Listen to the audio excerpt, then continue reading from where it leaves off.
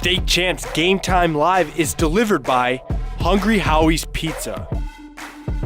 And also presented by Lawrence Technological University, the Construction Association of Michigan, Legacy Partners Insurance, the Sam Bernstein Law Firm, and the Michigan High School Athletic Association. And welcome into another edition of Game Time Live here on the State Champs Network and Local 4 Plus, along with my broadcast partner, Grant Perry. My name is Sean Belegian. And Grant, when you think back to all the games we did last season, one of the best games all year long was this game at Rochester Adams last year. It really was. It had playoff atmosphere written all over. We were at Rochester Adams, and there wasn't a seat available for anyone, not even the family member. It was crowded to the brim, and it was a really good game from start to finish. A lot of new faces on both sides, so we'll see how that fares today in this contest. Speaking of the playoffs, two teams with a lot of playoff success last year looking to build on it, and boy, they're both off to great starts. Let's start with the visitors from Rochester Adams. 70 points on the season. They've only given up 10. A lot to be worried about. A lot to be worried about. A lot of weapons in their arsenal. But keep in mind, their starting quarterback, Rhino Waters, is questionable to go today. We're waiting to see if he's going to suit up and play today. So keep that in mind. He is their heart and soul on offense. He drives that ship. So that's going to be a big loss if he isn't ready to go today. And I'll tell you what, a home advantage here at West Bloomfield. They call it the Swamp. It is fired up here, and this is a team that's playing some fired up football. They're outscoring their opponents so far this season by a tune of 74-0. Yeah, talk about two donuts on defense. They're elevating the game. Jeremiah Benson at the defensive end position, number 8, is a name to look out for today. And on the offensive side, I hope you like poetry, because you're going to be hearing number 2, Jamal Shakespeare, a lot. He's a ball carrier. He's a playmaker. Expect him to see him at Wildcat as well. Look forward to that today. Of course, the third member of our broadcast crew, we always appreciate her down on the sideline, is Patty Cesarini. Let's say hello to Patty. Patty, what do you got for us? Rylan Waters will not be playing in tonight's game after he tweaked that left ankle, the same foot that he fractured last year that forced him to sit out the rest of the season. He had an MRI on Tuesday. They're waiting to hear back from the specialist, but regardless, he was going to be a no-go for tonight. He is committed to play at Ferris State, and Coach Petrito said, I have his long-term health to consider, so I'm going to err on the side of caution, which means that the backup quarterback, Nolan Ferris, will be stepping in tonight just as he did last season, and he led this team to a state semifinal game. And last year, Coach Petrito said he was really proud of the way that Ferris and the rest of this team stepped up. So tonight should be no different.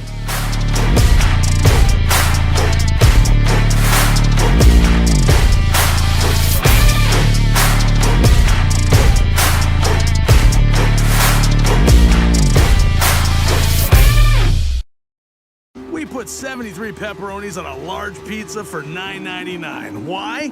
Because we can. The 73 Classic is goated. We don't skimp on the Roni just to save an extra buck on our end. Who does that? We're out here packing Classic Cup Pep into every single bite. That's right. This is how we do pizza. No BS. Order a 73 Classic for just $9.99 while the pepperoni lasts. We're not playing. We do bold. Hungry? Howie's! This is Detroit Lions coach Dan Campbell, and this is attorney Mark Bernstein. Both of these men are respected, but only one of them can get you money after an accident. That's the Bernstein advantage. 1-800-CALL-SAM. From our very first breath, curiosity is why we question everything through barrages of whys and how comes.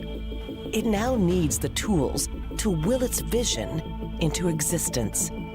Tools that will forever allow curiosity to obscure the line between technology and magic. Be curious. Make magic. Lawrence Technological University. I'm Dave Peabody with Legacy Partners Insurance. In Metro Detroit, we've seen it all. Ice storms in May, orange construction barrels year-round. Somehow, it always works out. Detroit doesn't just get through it, we get through it together. And at Legacy Partners, we've been with you for generations. Auto, home, business, life. We keep it simple. No unnecessary runaround, no robotic hold music. We're right here protecting what matters. Legacy Partners. Detroit strong, insurance smart. Every high school sporting event in the state of Michigan has one thing in common: officials. every game, every meet, every match. Without officials, there'd be no touchdowns, no three-pointers, no face-offs. Without officials, there'd be no games. Officiating is a great way to give back to your community and stay involved with the sports you love. And officials are needed now more than ever, because without officials, it's just practice. I'm working right now, and so is Sam Bernstein Law. They're open right now. You know why? Because they work as hard as me to win. Don't wait until tomorrow to get the help you need today.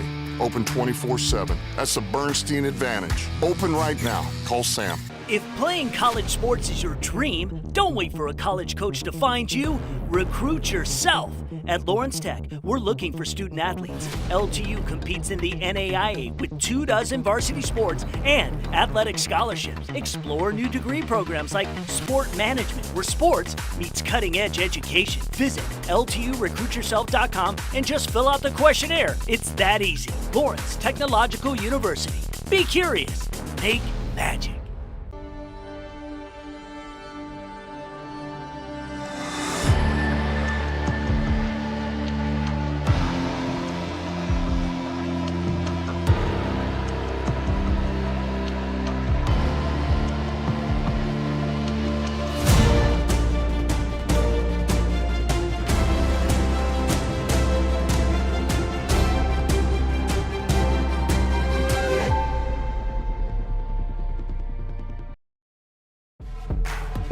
State Champs Game Time Live is delivered by Hungry Howie's Pizza.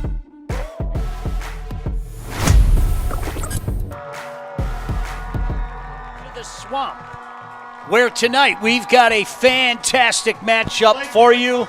The home team taking the field right now. Love those jerseys, by the way. The all-black jersey with the green trim.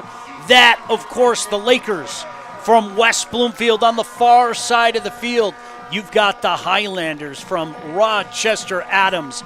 They've got a sharp all-white with the yellow and brown trim over there. Grant, I'm going to repeat what we talked about in our intro. When I look back to last year, boy, we had some dandies along the way. That's one that really sticks out to you. Who can forget that drive that Adams had to end the game where it seemed like they held onto the ball for an eternity and scored on the last play of the game? And they essentially did. It was a 9-minute drive to go and win the game. And before that, there was 3 red zone turnovers in the first half. So, I mean, it was all over the place. It should be somewhat the same here tonight. Let's pause for our national anthem.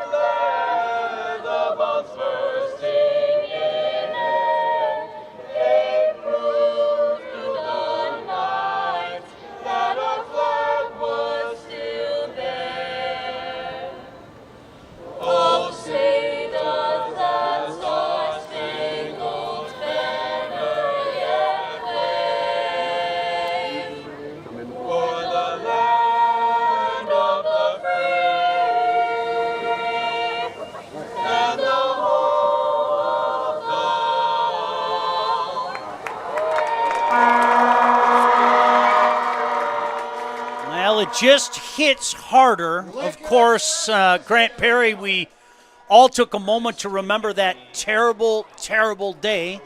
9/11, 2001, 24 years. It just hits harder, a day that we will never forget, and certainly it gets the patriotic juices flowing. There's no doubt about that. Speaking of which, Coach Petrito wanted to give a special shout-out to one of the coaches on his staff, Rock Marcone, a decorated member of the military, now helping the team out. Boy, you add a guy like that into the equation, you're talking about leadership at its finest. Yeah, you're talking about a team that already prides himself on discipline, doing things the right way. You add in a coach like that, of that background, of that pedigree, I mean, it takes the program to the next level. The Highlanders will be kicking off here tonight. Again, they've got those yellow helmets, the all-white jersey with the yellow and brown trim. West Bloomfield in those sharp black jerseys with green trim. Lots of stories to develop as we're getting ready to kick this one off, but West Bloomfield will be receiving the ball. We're just about to get this underway. So glad you could join us on the State Champs Network and Local 4 Plus. Fair catch called for and made. So we'll take a look at this West Bloomfield offense. And Grant, what more can you say about a team that scored 37 in back-to-back games? Yeah, they're flowing offensively, and they even asked a lot of their quarterback, junior, number 10, Jackson Carver. He's only 9 for 11 with 2 touchdowns and only 151 yards. So that just tells you they're getting it in on the ground. The run game has been effective, and the defense is playing well, really good as well with those 2 shutouts. 1st and 10 for the Lakers. So glad you could join us. Thanks for inviting us into your laptops, your phones, your computers, whatever the case may be. Special shout out to our friends from Local 4 and Local 4 Plus. Really appreciate you being a part of this. As Grant mentioned, number 10, Jackson Carver, under center. Looks over that defense. Sends a man in motion. Going to hand it off. Left side of the line. Not a lot of room out there, Grant. Had to work hard to maybe pick up one. Yeah, and if you were tuned in last year to this matchup, as we know, it was a heck of a matchup. First half of that game last year was a real defensive battle. Every yard was earned the hard way on the ground. Expect that to somewhat be the same here today, as both these teams are very familiar with themselves as their rivals here in the OAA Red Conference. By the way, have we been blessed with great weather so far this year? I mean, talk about today. Oh, my goodness gracious.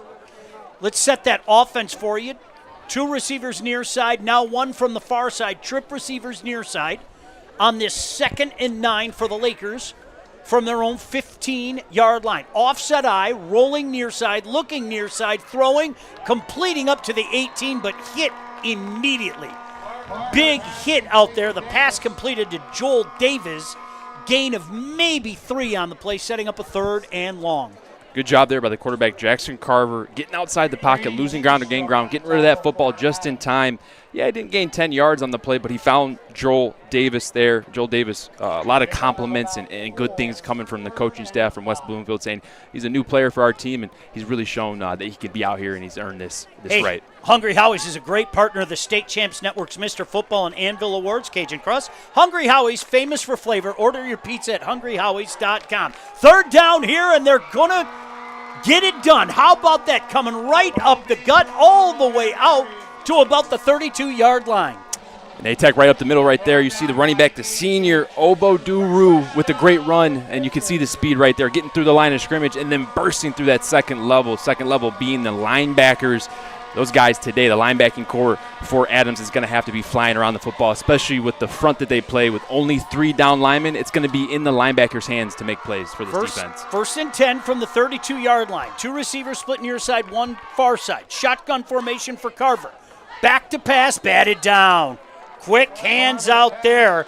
Was that Borowski that got his hands up? Luke Borowski, the DE? Yes, sir. Number 41, Luke Borowski there. 2 plays already. He's made an impact. You saw 2 plays ago. He effected the throw on that boot that Jackson Carver had to Joel Davis right there. He gets a hand up, and you can tell just by his size and frame. Number 41 making plays for this Rochester Adams defense. 2nd and 10 now for the Lakers. We are just underway. So glad you could join us. 10:09 to go here in the first quarter from the swamp. Boy, and they have the swamp all over the place, on the sideline, over on the barn over there. Really cool venue and a great fan base out here at West Bloomfield. Carver under center, going to hand it off. Try the middle again. Some good blocking up the middle, out past the 35.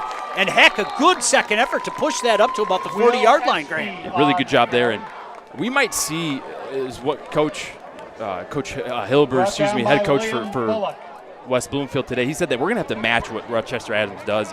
You see a condensed formation, 2 big tight ends, 2 running backs, and just a little inside run there. And don't be surprised if West Bloomfield kind of condenses the formations today and runs in between the tackles, trying to match Rochester Adams in their approach. So let's see what they dial up here. 3rd and short, direct snap, up the gut. They got the 1st down. Shakespeare on the carry. That's your boy. Jamal Shakespeare. We talked about him. I was waiting for you to drop a poem on me, right? I was thinking of the verse. I couldn't think of the right Shakespeare quote there. Oh, Titus, I knew thee well, or something, right? Something along the lines there. Oh, you caught me there. I'm choking. That was a good one. That's all right. But Jamal Shakespeare there. He'll play the Wildcat quarterback, a good athlete, a two-way starter for this team. Started for them last year as well. Saw them in that Wildcat package. He's a playmaker that they like to get the ball in his hands for a game. Drive that started on the 12-yard line. They now have a 1st and 10 on their own 46. Carver under center.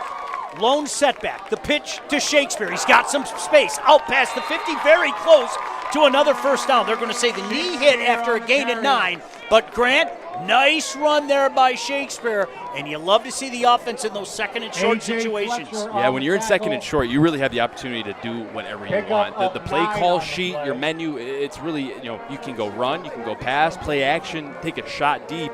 Right there, they decide to load the box, toss it to their running back, Shakespeare, into the boundary. He does the rest of the work for the first down. Shakespeare in that Wildcat, direct snap. He's going to try the middle of the line. Good surge there by the men in black. First down and more up to about the 40-yard line. Hey, at Lawrence Technological University, your vision of competing in scholarship-level college athletics can be your reality.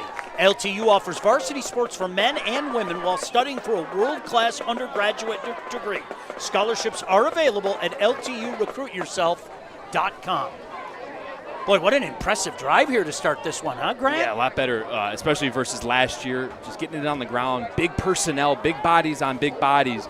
West Bloomfield's playing a physical attack here. 1st and 10 at the Adams 40. Inside handoff, tripped up this time. Once again, a guy who has made his presence known, Luke Borowski, the senior defensive end. Borowski again on the play. That time he was denting the pulling guard. That time the left guard, Carson Pecor, is pulling to the backside. Really good job by number 41, Luke Borowski, of just stepping in, being physical, not allowing that running back to cut upfield. Gain of 1 makes it a 2nd and 9 from the Highlander 39-yard line. The junior quarterback, Jackson Carver, looking over that defense. Now he's back under center. Lone setback. Going to swing it out of the backfield. That's blown up. Nice read by that defense. Who's the first guy there? Borowski. 41. Man, he's flying around. And you want to talk about modeling and exemplifying what a Rochester Highlander is. Just watch this first drive and watch what number 41, Luke Borowski, does. His effort, his energy, run, pass, doesn't matter. He's getting in on the play, making an effort for this defense. So 3rd and 10 now for this West Bloomfield offense. Trip receivers far side, 1 near side. Carver looking to the near sideline, awaiting the play call. The lone setback is Duru. I think they're going to call a timeout and talk about this. Probably a good decision there, Grant. Make sure you get on the same page, no doubt about that. But this Highlander defense tightening up now that they got into Highlander territory. Yeah, first long 3rd down look we have so far. Haven't seen Jackson Carver drop back and look downfield. It's been more boot, swing, quick throws. Interested to see what they do here. Wouldn't be surprised with the athletes they have at the running back position, and Will Espy, number 12, number 3, Obuduru, or number 2, Jamal Shakespeare. Maybe a little screen pass, easy throw for the quarterback, get the guys in space, let them do the rest of the work.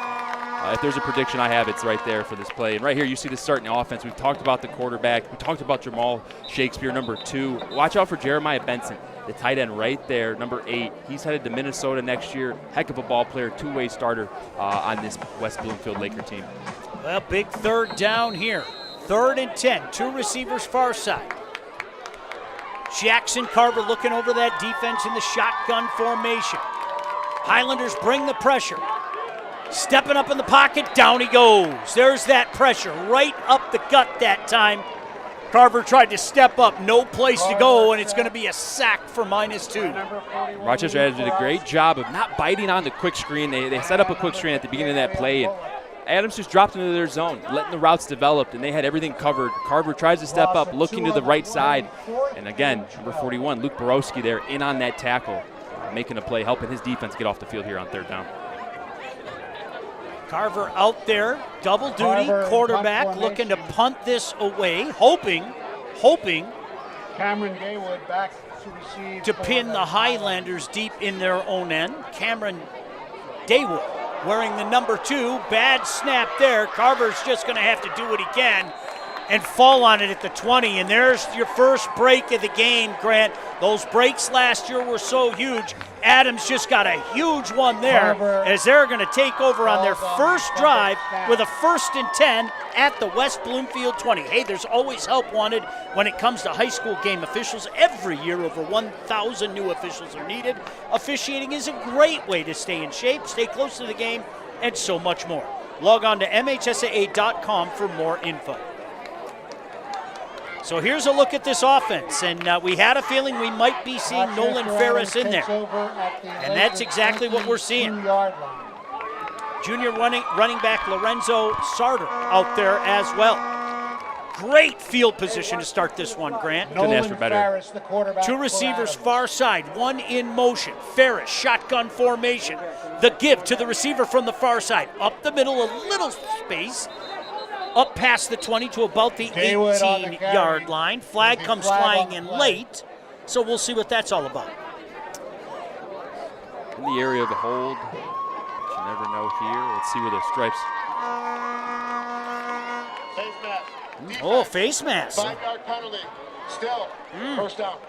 Hey, you know I love to give my shout-outs while I have a moment. I know that the Rennell family is listening back in the Rochester area. Josh Rennell, a famous Highlander, a Wayne State Warrior Hall of Famer, and a longtime broadcast partner of mine with Wayne State. Oh, that's awesome. So shout out to the Rennell family listening back in the Rochester. Proud Highlander family. Proud Highlander family. A lot to be proud about. So 1st and 5 now. Ferris in the shotgun. Going to send a man in motion. He's going to stop in the backfield this time. The handoff. Tries the middle, now squirts it outside. 10, 5 inside the 5, dives towards the pylon short. Down at about the 2-yard line. The ball carrier. Talking with Coach Hilbers this week, head coach for West Bloomfield. He said, hey, when you watch Rochester Adams on tape, not only are they strong, physical, and fast, but they're doing a lot of different things this year. They feel very confident in their personnel. And right there was a great example. They're sending motions and shifts. One guy goes one way, the other guy goes the other. They want to confuse the defense as much as possible. And right there on that last play, you saw a great example of that. So 1st and goal now for the Highlanders. Looking to the far sideline. 2 receivers split outside, 1 inside. Handoff.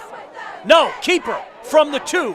Grabbed and thrown back. Didn't have a chance there.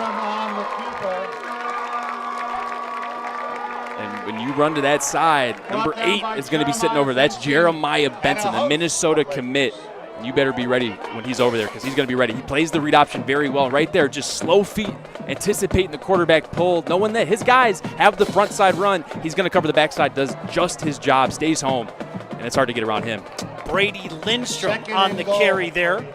The junior quarterback plays in the defensive backfield as well. Now checking back in is Nolan Ferris, but staying in as well as Brady Lindstrom. He tried the keeper, trip receivers far side, 1 near side, empty backfield, now lining up in the backfield. Going to hand it off from the 2, nothing doing. That time it was the right side of the line that said no, sir. Yeah, I mean, West Bloomfield, they lost some pieces last year. Elijah Durham on offense is the main one that comes to mind. Bo Jackson at quarterback. But, man, you talk about Jeremiah Benson. He's on that right side. But when you try to run inside, you're running into number 9, the captain. That's Kamari Pittman, the senior, the returning starter, and the captain, the 3-year starter on this defense. I mean, that's a big fella. Number 8's big. Wait till you see number 9. It's a bear down there. 3rd and goal from the 4-yard line. A drive that started at the Laker 20 after a bad snap on a punt. Let's see what they dial up here. Ferris in the shotgun once again. Man in motion from the far side to the near. Fakes a handoff, throws outside. He's going to have to do some work. Makes a cut at the 6. He's going to be pushed out of bounds at the 4. What a stand by this Laker defense. Man, and when you need your guys to stand up the most, it's usually the captains and the seniors. 2 plays ago, Jeremiah Benson.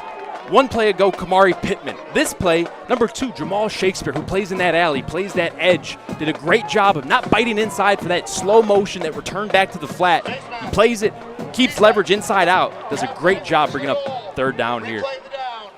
Third down. Right now, it's looking a lot like last year's game where both teams find their way into enemy territory but can't figure out how to put it in the end zone. The scoring last year came in that second half. Last year, there were 3 turnovers in the first half in each other's red zones. So as you heard the officials say, replay the third down. It's 3rd and 2 now. Trip receivers near side, 1 far side. Number 2, Cameron Dawood in that quarterback position. Let's see if they roll with the Wildcat here. The senior running back in the shotgun. Man in motion. They fake the jet. Dawood dives. He's not going to get there. Blown up. Guess who?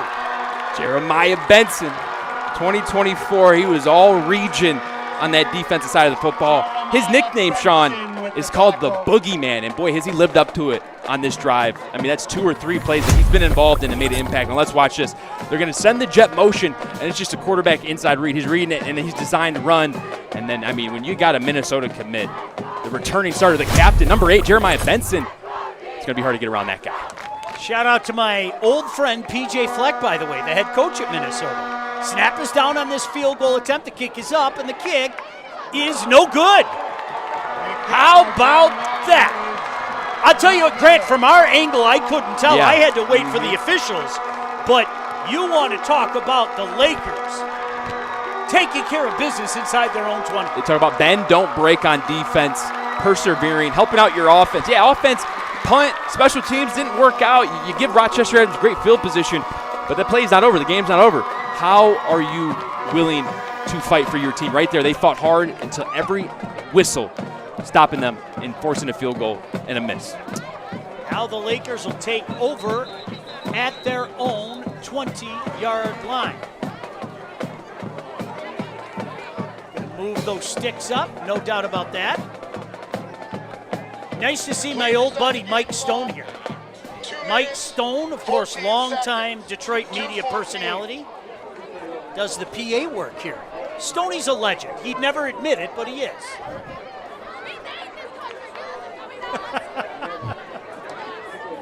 That makes 2 of us, Mike.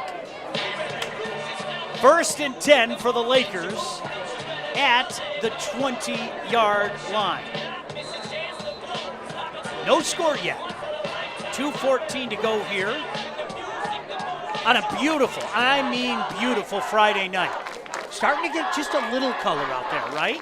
Going to keep it on the ground on this first down. A nice surge. Shakespeare up to about the 24th. Every time he carries a ball, I want to think of a different Shakespeare. But I don't want to destroy the bit. I don't. I should have came more prepared, Sean. I should have. You know, that's on me. No, you caught me in that pregame open, okay? I caught myself. I'm not going to lie to you. See here, they bring in some receivers. They had 2 big bodies. Jeremiah Benson and Kamari Pittman were at tight end last time. They ran it. Bring in some receivers here. Let's see if they try to attack the perimeter in the run game or even try to attack downfield in the pass. Under center again is Jackson Carver. Espy in the backfield, but they're going to hand it off. Trying to get to the edge. Big tackle. Out past the 25, up to the 27-yard line. And I've been told, you know, during my time broadcast, try not to make sound effects. You know, just be neutral. But right there, something slipped out. His feet went in a 360 above his head. That was a flying fast tackle. Glad he got up and he's okay right here. Let's check out this tackle right here. See here, number 3, getting to the edge. That's Obuduru, the senior. When you leave your feet, oh boy, you leave it up to you know, the defender and everything else to determine how you come down. Just thankfully he's back in on this play. 3rd and 2. 3rd and short. We're going to call it about 2.5. Direct snap. Try in the middle. Duru with a second effort. Did he get there? I think he did. I think he stretched that ball out. Oh, it was Shakespeare. My apologies. I thought it was 3. And the early scouting report here is when they go condensed Wildcat, I mean, that thing's going in between the tackles. You saw there a play ago, they brought in some receivers, spread it out a little bit, then they attacked the perimeter. Got to imagine if I'm seeing it, the coaches for Adams are seeing it as well. Let's see how they adjust. West Bloomfield coming out here in a 3-by-1 formation, 2-by-2, excuse me. Let's see if they decide to go with something else. Backfield again. Shakespeare in a shotgun, kind of a delay there, and he waited and then spun out of not one but 2 tackles, close to a first down for 9. How about that? Yeah, that was a great play by Shakespeare. A little bit of creativity there too. I think him and Will Espy, number 12, the other running back, were a little bit of a misunderstanding about what direction the play was going. But you see the instincts by Shakespeare of not hesitating, just saying, "All right, I'll take the ball and go." And picks up a few yards there, making this a second down and very manageable. 2 receivers, split far side. They're going to keep Shakespeare out there again. He is an athlete. He's going to keep it again. He gets to the edge, finds a little space, breaks out of a tackle, out past the 45, and that's a first down close to midfield. And if you're at the tackle area, you got him headed towards the sideline. You got to use the sideline as another defender there, and Adams just couldn't bring him down. They had him for maybe a gain of 1, 2, maybe even a loss. But Shakespeare, you can see the athleticism, his ability to break tackles and use his contact balance to stay up. Doing a fantastic job of breaking these tackles, picking up hard yards. Just shy of the midfield stripe. Hey, if it ain't broke, don't fix it. They're keeping Shakespeare out there. Let's see if they roll with the direct snap again. 1st and 10 for the Lakers. Man in motion. A little miscommunication there. Ball tipped. Shakespeare had to fall on it, but whistles blow everywhere. I think it's a false start. Yep. And sometimes when you're in the Wildcat package, not having your true quarterback in there, especially a guy that knows he's going to run it and is expecting to get the football and run it right away, sometimes that clock goes off a little too fast. He's just got to pump the brakes for a second, make sure everyone's lined up, and then get ready to roll. So that is going to be a loss of 5, making it a 1st and 15 for the Lakers from their own 45-yard line. 13 seconds remaining in this first quarter. How often have you seen it, though, Grant? 2 teams that are putting up point after point after point.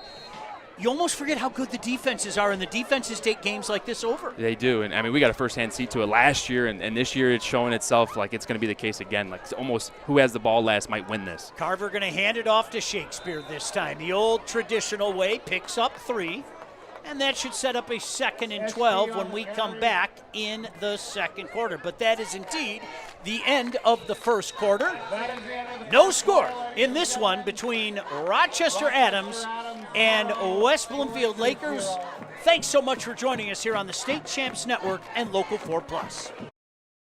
We put 73 pepperonis on a large pizza for $9.99 because we can. The 73 Classic is goated. There's classic cup pep in every single bite. Order a 73 Classic now. We're not playing, we do bold. Hungry? Howie's! I'm working right now, and so is Sam Bernstein Law. They're open right now. You know why? Because they work as hard as me to win. Don't wait until tomorrow to get the help you need today. Open 24/7. That's the Bernstein advantage. Open right now. Call Sam. Hi, I'm Dave Peabody with Legacy Partners Insurance.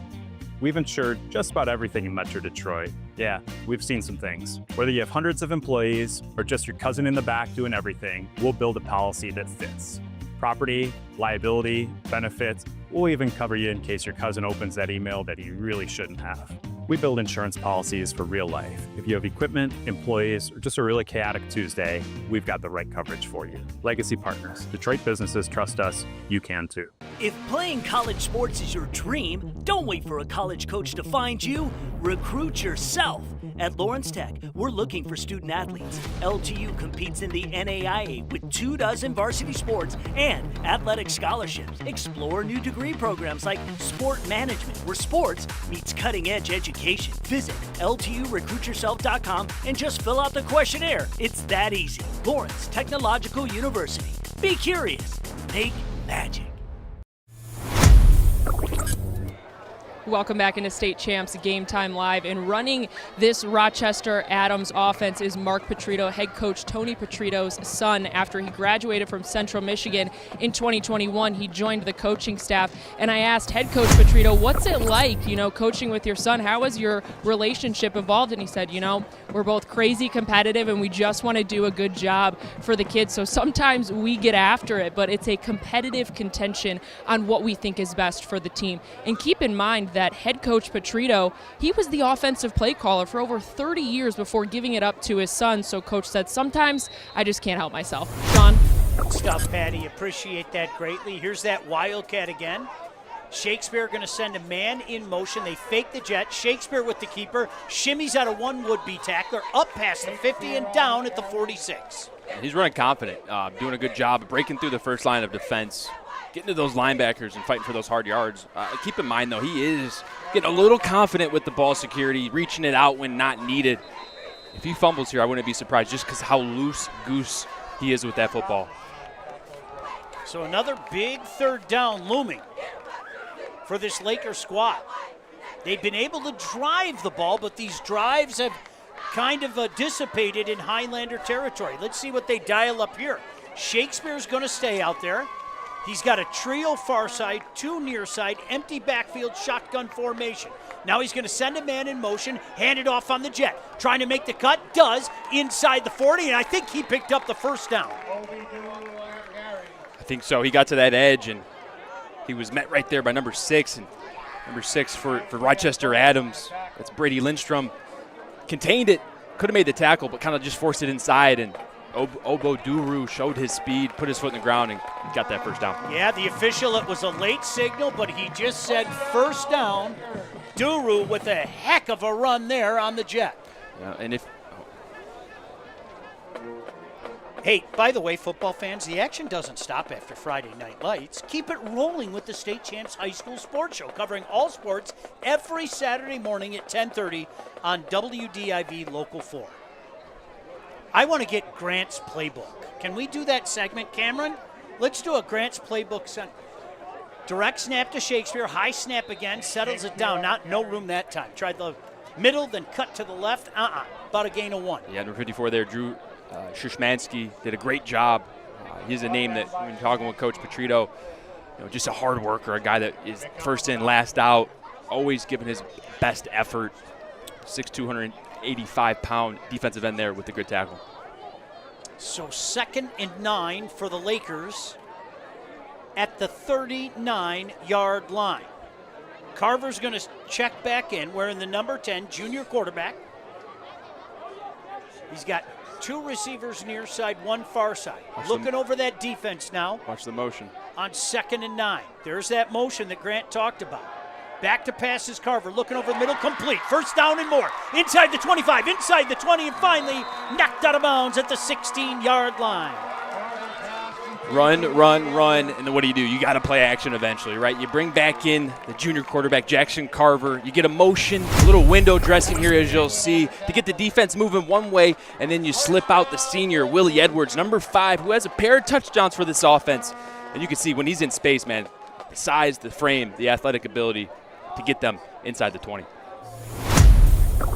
So here are the Lakers threatening again. 1st and 10, 16-yard line. Going to keep it on the ground. Hand off to Espy. Makes a cut.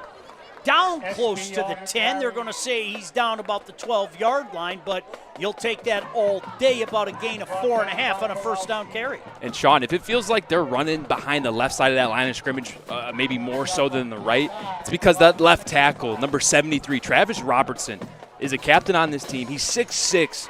Last year he was all-region, and he's committed to play at Bowling Green State University next year. There's a reason they're running behind Big 73.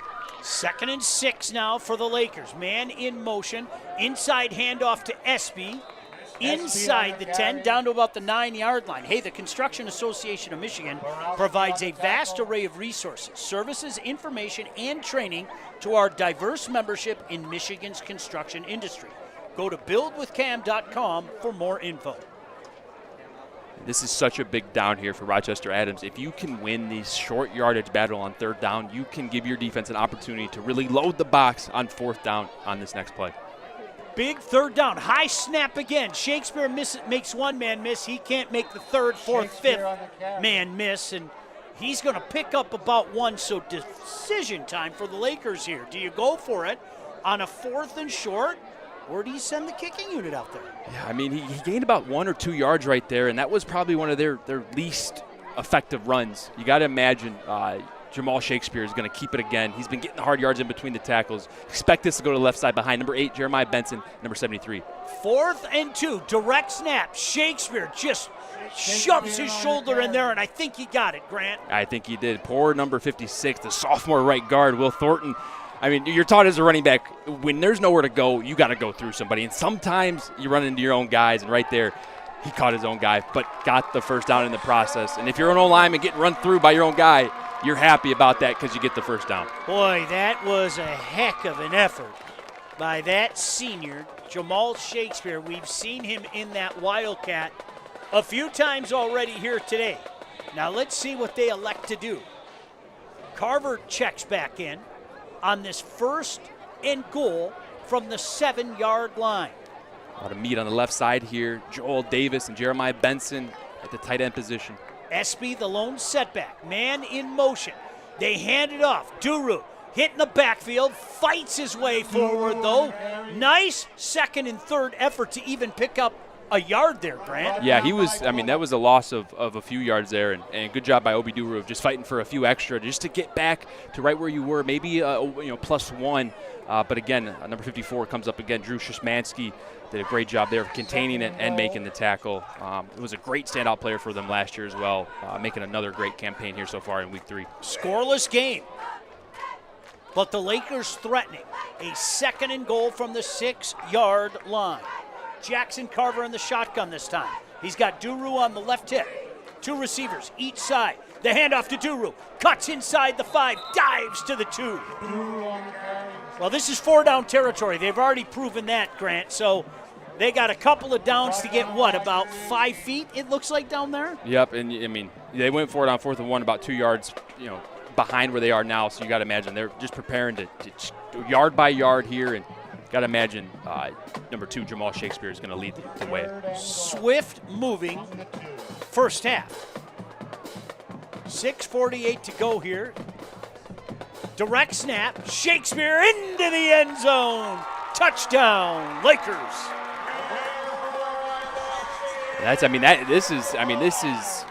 Is this 2 Rochester Adams teams playing one another? I mean, because they are playing ground and pound football. I think West Bloomfield learned their lesson last year. They tried to throw it a little bit in that first half, didn't find much success, couldn't find the end zone. And they said, hey, we're going to match energy. We're going to ground and pound. We're going to beat you at your own game right here. Watch this left side of the line of scrimmage here. They're just going to win it.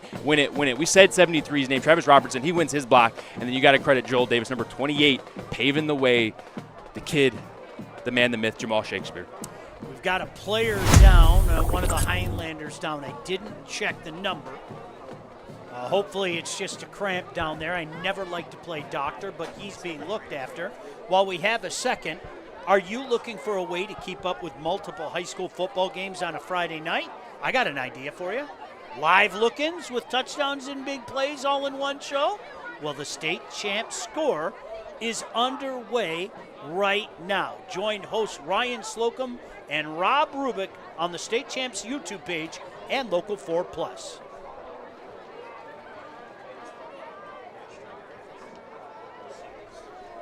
So it's a 3-yard touchdown run for Jamal Shakespeare, and the Lakers strike first in this battle of OAA behemoths. I think we can say that, Grant.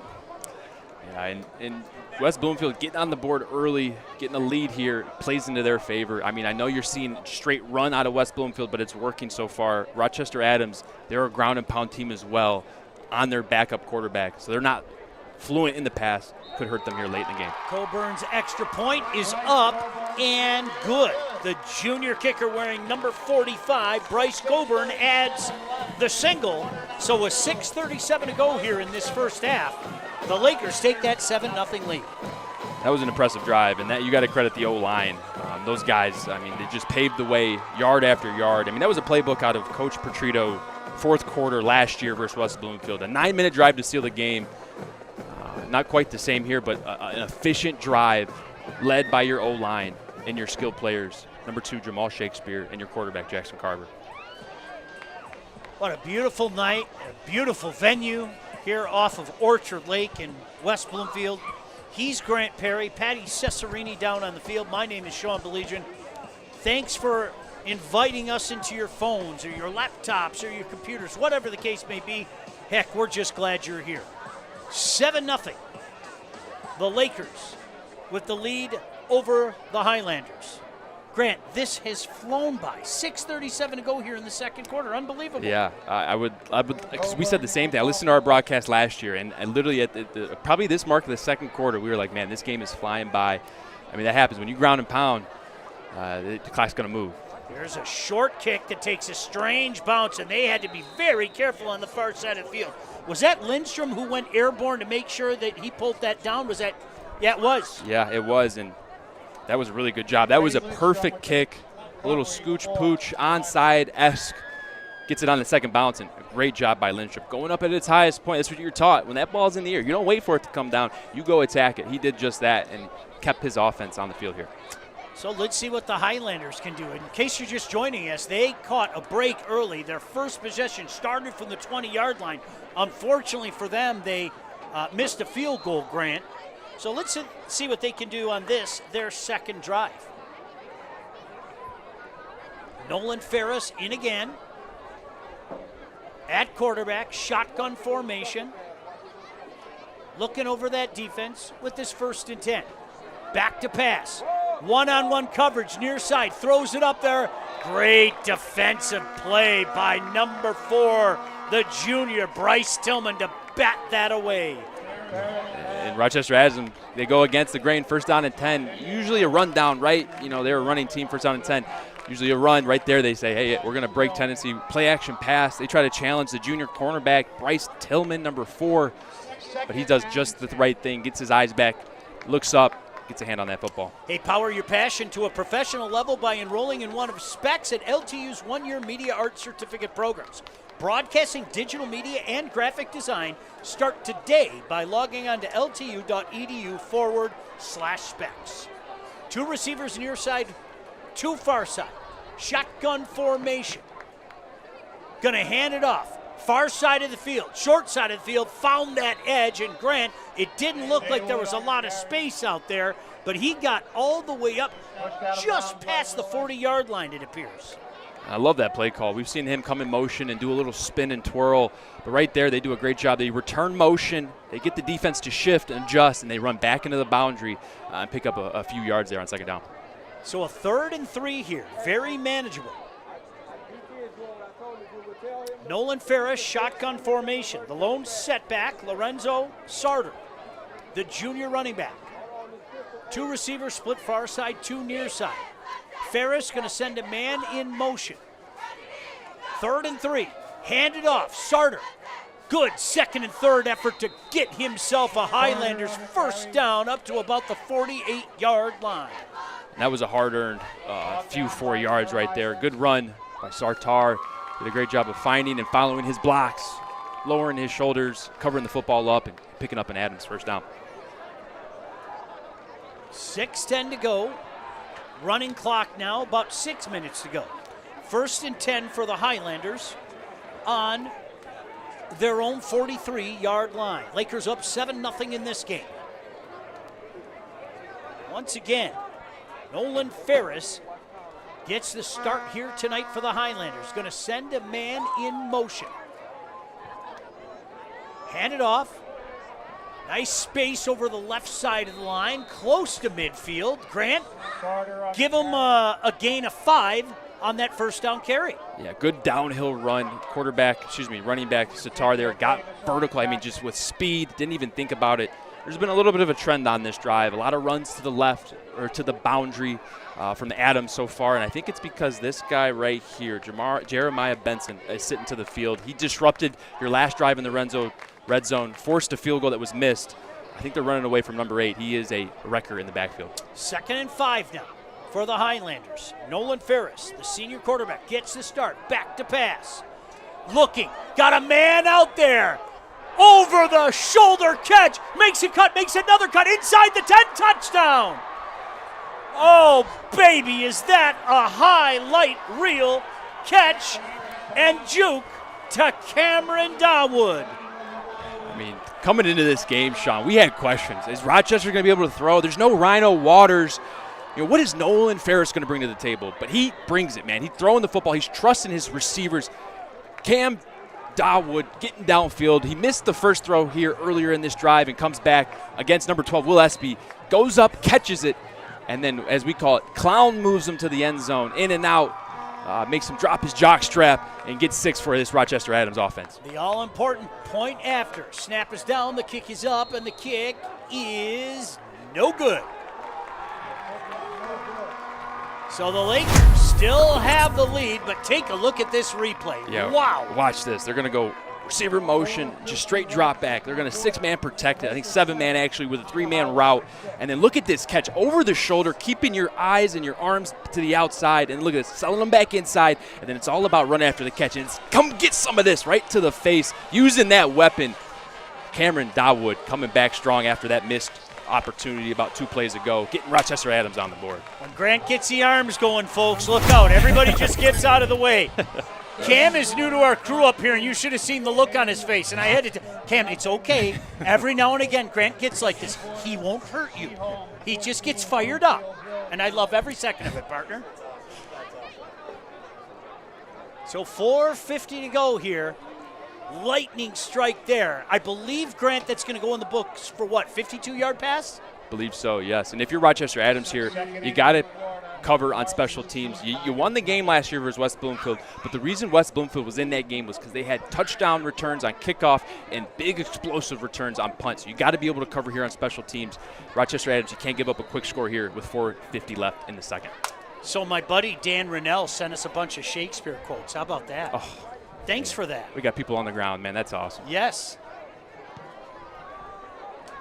Long kickoff here, taken at about the 2-yard line. Now coming up, middle of the field. Makes a cut at the 10, in trouble coming near side. Can he get to the edge? Little stiff arm there, another cut at the 20, another cut at the 25, and out past the 30. How about Robinson? A heck of a return there. That was a great job of just reversing field, getting to the edge, using speed, and then we saw another stiff arm on the perimeter. And it looks like Stripes has a yellow hanky coming out. We'll see what the call is here. All right, I'm going to give you one. Better they're hours too soon than a minute late. Is that deep? That is deep, but I'm going to need about a week to recite that, to be able to get that down. Those words aren't said anymore in our language. I agree with that sentiment, though. Yeah. It is always better to be early than to be late, right? Absolutely. The old Tom Coughlin, New York Giant head coach, if you were 5 minutes early, you were late. So, Lakers are going to take over on their own 33-yard line. They lead 7-6. Trip receivers far side, one near side. Shotgun formation for Jackson Carver. Empty backfield now, trying to set up that receiver screen. Good juke there. Duru takes a big hit right about the 35, falls forward to the 36-yard line. Boy, it's a big hit. That was. Let's see what that flag's all about, Grant. That's when Duru looks in and goes, not only did you hold, but I had to get a big shot because of that. Yeah, that's never good, especially when it doesn't count, all for nothing. And talking with Coach Hilbert's head coach for West Bloomfield, one of the big takeaways of last year and going into this year, the focus, we got to stay ahead of the chains. If we fall behind the chains, we fall right into what Adams wants us to do, gets us out of our comfort zone, and then our playbook shrinks dramatically. So look for them to try to get an explosive play here on the next 2 plays to set up a third and manageable to keep this offense on the field. Move it back to the 23-yard line. 1st and 20 now for the Lakers. Jackson Carver, the junior quarterback, in the shotgun formation. He's got Espy on his left hip. 2 receivers spread each side. Throwing near side, complete. Right at the line of scrimmage, had to do some work for Duru. Maybe up to the 25, give him 2 hard-earned yards, setting up a 2nd and 18. And good rallying by that Rochester Adams defense. I mean, it's first in a country mile. Let them catch it in front of you and then rally to the football. You ever hear, we want to party at the football? Well, that's what they did just there. They brought multiple hats, defensive end, cornerback, safety, all got in on the tackle on that play. Shakespeare checks back in. He's the lone setback.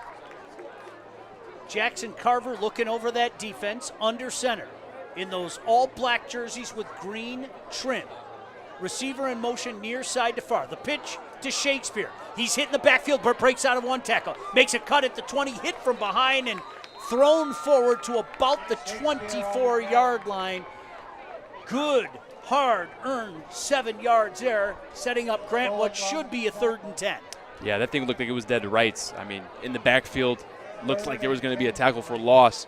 But Jamal Shakespeare, man, I mean, contact balance, being able to see where to go, where the green grass is opening, where his blocks develop. Did a good job there for only a few yards, but got this to within under 3rd and 10. Gives them an opportunity here to maybe stay on the field with just under 3 minutes left to go in this second quarter. Yeah, I was going to say clock running. We are inside 2:45 to go here in a swift-moving first half. See what the Lakers decide to do here. I think they're going to call a timeout in a second. Talk this over. Just waiting. There's your timeout. Carver's going to come near side. Hey, while we have a moment, why don't we throw it down on the field to the 3rd member of our crew, Patty Cesarini. Patty? Thanks, Sean. Just wanted to say, you guys know the drill. Don't go anywhere at halftime. We're sending it to the studio for an update on Mr. Football, our Anvil Award, and our Volleyball Player of the Year award. And you might even get an inside look at what the score is like. Back up to you guys. Great stuff, Patty. No doubt about that. I know at some point in time we're going to pay tribute to a man that I know means a lot to you and means a lot to this entire state, Coach Fracassa. One of the nicest human beings I've ever met. Obviously, you played for him for years. Thoughts and prayers go out to his family. I hope they understand what a legend he was and how beloved he was. Yeah, and I don't think it'll be hard for them to understand that. I mean, the effect and the ripple that Coach Fracassa left, not only amongst the people that were in the building, that were a part of the building, but just in the community. I mean, the respect that you have for a coach that, I mean, and coaching is you're looking and you're trying to do better for the kids and other people, and you're trying to raise young men into grown men and develop leadership and character, and that's what Coach Fracassa did. And especially in his last year, he wasn't so much X's and O's involved in what plays were being called. What he was there to be that rock, make sure everyone's doing the right thing, not missing lines, and words can't describe how much he'll be missed. What a life well lived. My goodness gracious. Carver in the shotgun. 3rd and 10. Shakespeare in motion. The give to Shakespeare. He's going to throw it back to Carver. Reception inside the 50 and dancing out of bounds into Highlander territory. How about that trickeration? Shakespeare to Carver. Man, what a play. 3rd down and 9 in your own area. Somewhat of a risky play, but that's why they called the timeout. Coach Matt Hilbert saw the look and wanted to get the right play call in, and right there, they've been running east and west with the motions and the receivers, and right there, they get Jamal Shakespeare on a motion, and then he throws it back to the quarterback. Carver, I mean, we knew he could throw. We knew he could lead this offense. We didn't know he could catch. He didn't have any catches on the stat sheet, but add one to that. They're moving. They're in Rochester Adams territory now. 2:25 to go. Still an eternity of time. And they've got a timeout in their back pocket. Carver back to pass on 1st down. Looking over the middle. Incomplete. Dangerous pass. Flags come flying everywhere, though. I think they're going to get Connor Helfrich. A little bit too close of coverage there on number 4. However, there is Number 4 there for the Lakers in on the pass attempt. That's Bryce Tillman. He had a play there earlier at cornerback. Two-way starter for this offense and defense. And that's a big play there, Sean. And a good job by quarterback there, Jackson Carver, of putting the ball in a location where only his receiver could possibly get it. But half the time of the PI calls is put the ball out there. Coaches want you to, especially if it's a good location, a good area. Go ahead and try to get a PI call, especially late in quarter situations like this. So a 1st and 10 up to the 31. Of course, it is not a spot foul. But the Lakers in business at the Highlander 31. Going to keep it on the ground. There's Shakespeare trying the left side. Push back after a gain of, we'll call it 2.5. Setting up a 2nd and 7.5. They're going to just keep chugging away. They got time, about 2 minutes. You usually start a 2-minute drill on your own 20. They're right now approaching Rochester Adams 20. Got to imagine, though, here is if they get under a minute, they're going to probably start throwing this football a little bit more, just because if they throw it in the dirt, it gives you a timeout, essentially. Coach Rise and his offensive staff. Let's see what they have dialed up here. 2nd and 7. Carver, inside handoff, trying to get to the edge. Look at that big body going, still going, trying to stiff arm his way down there. We talked about him earlier. Joel Davis, he's a big, thick guy. Flag comes flying. I think I know what it is, but let's wait. Indeed. Yep. And that, Sean, you hit it right on the head there. Joel Davis, number 28, that's a big fella. I mean, running, he's a tight end, fullback, H-back type hybrid, and I mean, it's going to be hard to tackle him. You see him there, stiff arming number 6 and getting a good job of it too, and just stiff arm him. So what do? You got to bring the party to the football, and they did a great job there. Number 9, Dominic McCarry comes in and makes a great tackle. Look how thick he is. His thighs, his quads. That is a thick young man wearing the number 28, Joel Davis. And kind of came on as a surprise to his coaching staff. He does reign from South Carolina, moved up here last year. Shy kid, says about 2 words per sentence. But one thing's for sure, he can play physical and he can play football, and that's why he's out here on this field right now. So 2nd and 17. They're going to go with the Wildcat again. Shakespeare, shotgun. Back to pass this time. No, he's going to tuck it up and run. No, he's going to stop. No, he's going to fire it in the end zone. Back of the end zone, well out of the end zone. Shakespeare pass. Oh. Intended for Khalik Robinson. Yeah, that was almost thrown to Orchard Lake Road right there. He tried to give his receiver a chance. You'd like to see him leave that in the end zone, maybe give his receiver a high ball in the back line, but that is Jamal Shakespeare. He's not your main thrower. They go with a little bit of a different look. They go Wildcat, assuming Rochester Adams is going to probably load the box, play the line of scrimmage. What do? They throw it, which essentially is a good thing, too, because as a quarterback, Jamal, if you don't like what you see, you can run it. But Rochester Adams did a good job of covering downfield, but also staying near the line of scrimmage and not allowing Jamal Shakespeare to find a lane to run. Hey, what else would you expect when these two get together? We told you we'd be in store for a dandy tonight, and here we are. 7-6 game, 53 seconds remaining here in this first half. You don't got to get it all here if you're West Bloomfield. You want to aim for 8 to 9 to 10 yards. Give yourself a chance on 4th down. And I think they are going to use that last timeout and perhaps talk exactly about just that. 3rd and 17, 53 seconds remaining here. West Bloomfield on top by a score of 7-6.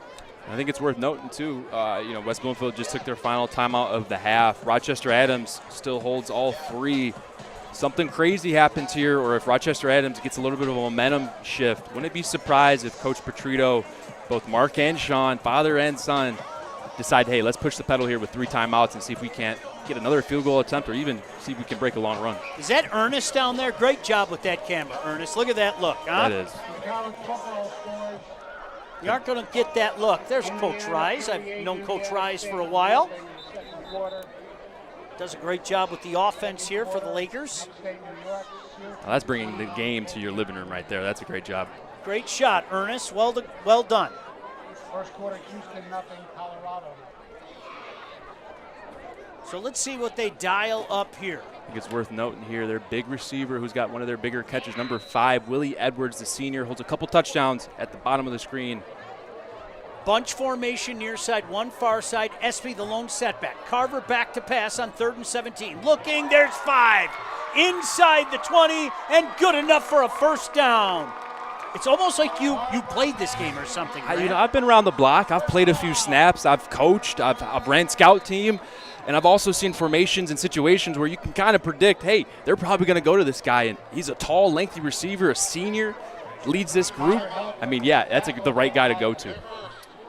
So they are in business. The Lakers, they're going to mark that down at the 15-yard line.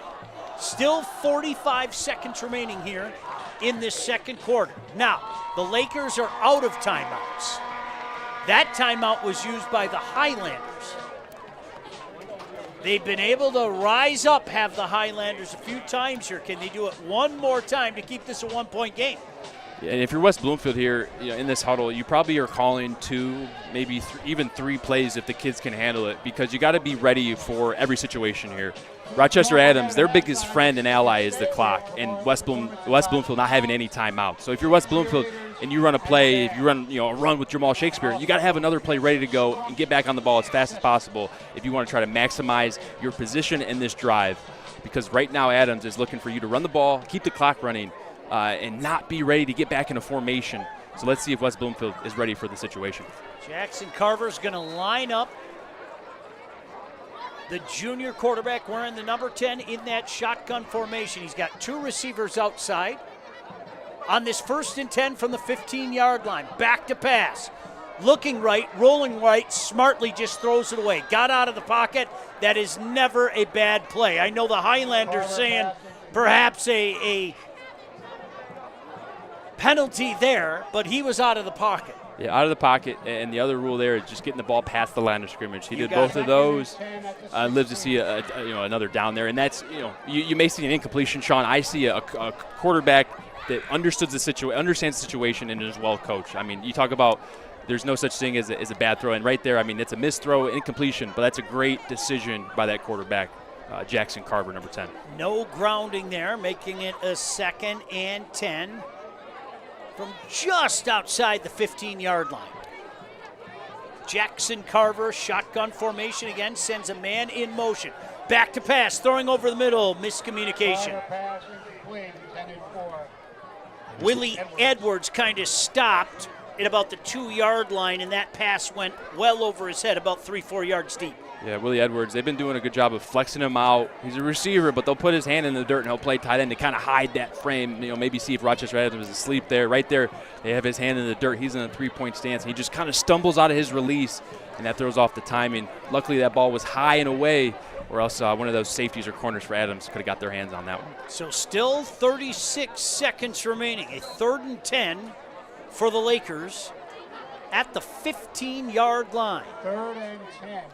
Let's see what they dial up here. Grant, are we looking at 4-down territory if they're short? If they're short and inbounds, you have to have either your next play ready to go or you have to have your emergency field goal team ready to rush the field. Situational football, got to be ready for it. Carver's going to line up under center. Duru, the lone setback. Carver back to pass, steps up in the pocket, looks to be in trouble, just gets it away. They're looking for the grounding again, but they're going to say well past the line of scrimmage. And now it's decision time, but they're not wasting any time. They're sending the kicker back out there. Yep, they're going to send the kicker out there. Just, they've had success in the red zone, but these tough yards here, especially when you get inside the 10, inside the 15, are hard to come by. This Rochester Adams defense can just sink their teeth in, bring the safeties down. So I think here with the field goal attempt gives you the highest percentage for more points here. Coburn on. This should be about a 32-yard field goal. Bryce Coburn, kick is up. The kick is good. How about that? The junior kicker tacks on 3, and West Bloomfield extends their lead to 10-6. Still 30 seconds remaining in this first half. Still 30 seconds, but a great field goal there. Way to get your team a few more points going in the half, a little bit more momentum, a little bit more confidence rolling around versus last year you're rolling into that half 0-0, really not knowing what's going on, who's going to come out in the second half feeling good. But you got to feel good about driving the football. Jamal Shakespeare and Jackson Carver are doing a great job both with the football and decision-making. Look for Adams here to probably play it safe. Last thing they want to do with backup quarterback, shotgun exchanges, the mesh with the running back is try to force something and then give West Bloomfield an opportunity to convert something. 30 seconds remaining here in this first half. Well, they're going to move it down to 26 as a matter of fact. So that'll help out the home team, Lakers, as the light's on here. Dusk starting to descend upon us. You can see the colors across the way changing a little bit. There's a little red over there, a little orange over there. And they're going to send this one deep. Far side of the field, taken back at about the 8-yard line. Starts far side, makes one man miss, makes another man miss. Look out. Got some space. 40, makes it cut. past the 45, past the 50. What a great return by the Highlanders into Laker territory, all the way up to the 46-yard line. Now, Grant, what's interesting, not only 15 seconds remaining, but you got 2 timeouts as well. Oh, they're going to say the ball came loose far side of the field. I think Will Espy, number 12, might have came up with that football. We'll have to see. Number 2, Cam DeWood had a great return, making guys miss left and right. We'll check it out here, guys. Let's look at it together. Look at it. Convoy's going. Number 2 with the ball, Cameron DeWood. See number 12 getting ready to tackle him. Number 1, Kalik Robinson getting in on the football as well. Who's going to be the one that gets it out? Boy, Espy may have gotten a head on it. I still don't see it loose. I think he's literally just ripping at it right there. And now you're going to have to. I'm going to have to apologize for us. That's way across the other side of the field. We did not see that in real time. And most of the times, like if that ball doesn't touch the ground, if you just exchange players and it's like in the scrum and they're going down, a lot of the times refs will say, "Hey, no, he's down." Like, kind of surprised that the refs, they must have seen something on that angle, like you said, Sean. We couldn't really see, but.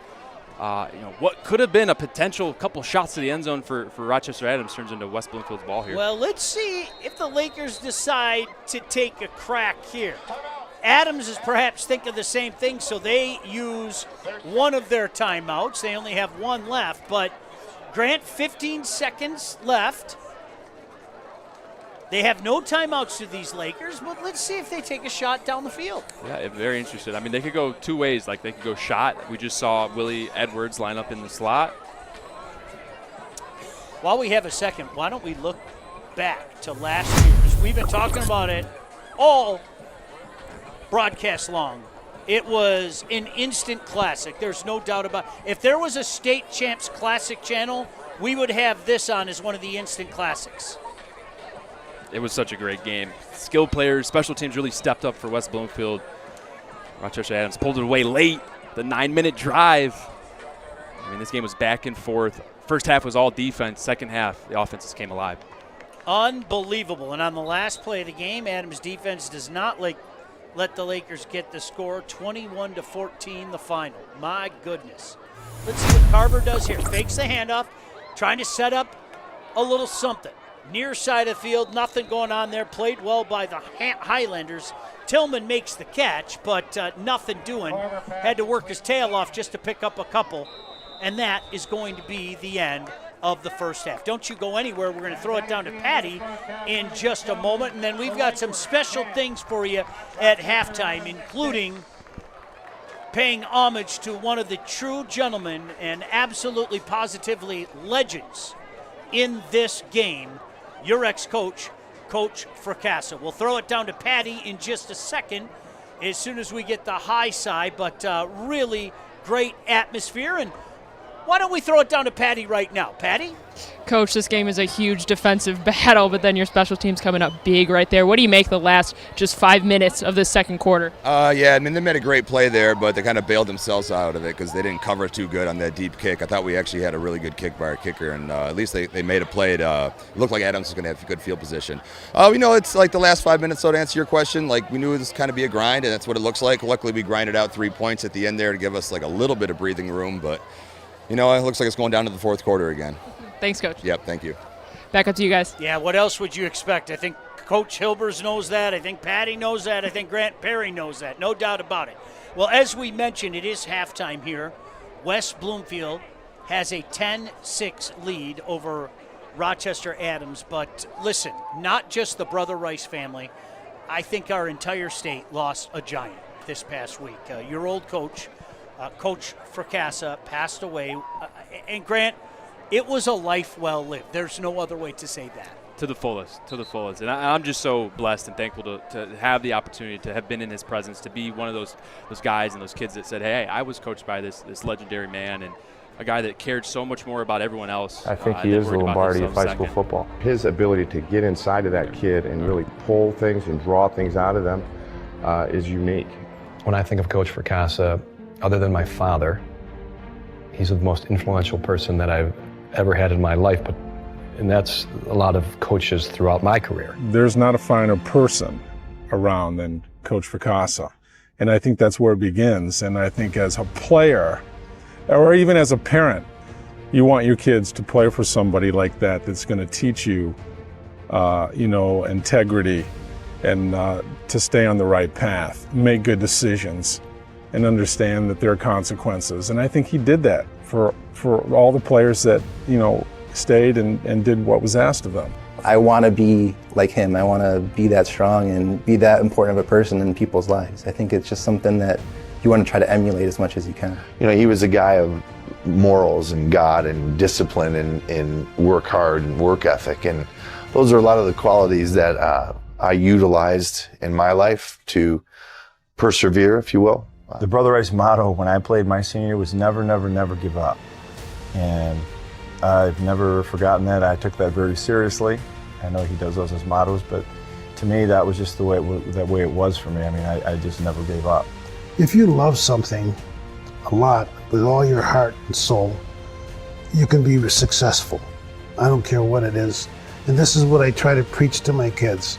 You gotta love it, because you're gonna work hard, you're gonna be exhausted, and you're gonna have to come back the next day and you gotta do the same thing over again.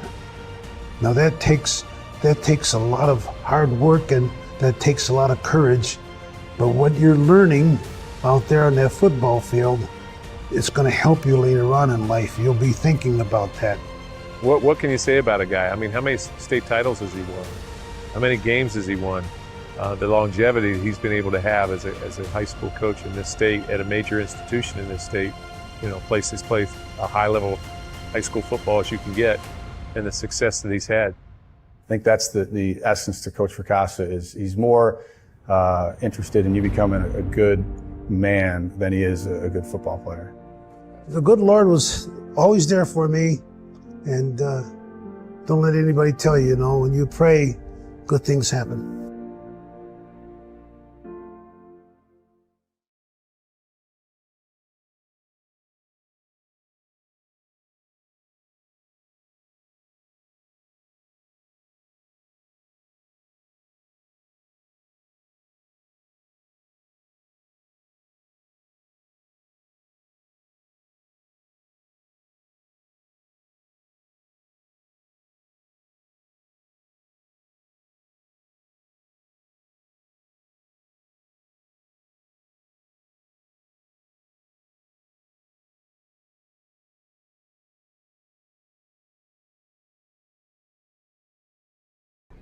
Let's take a listen. Trying to add the time back on the clock.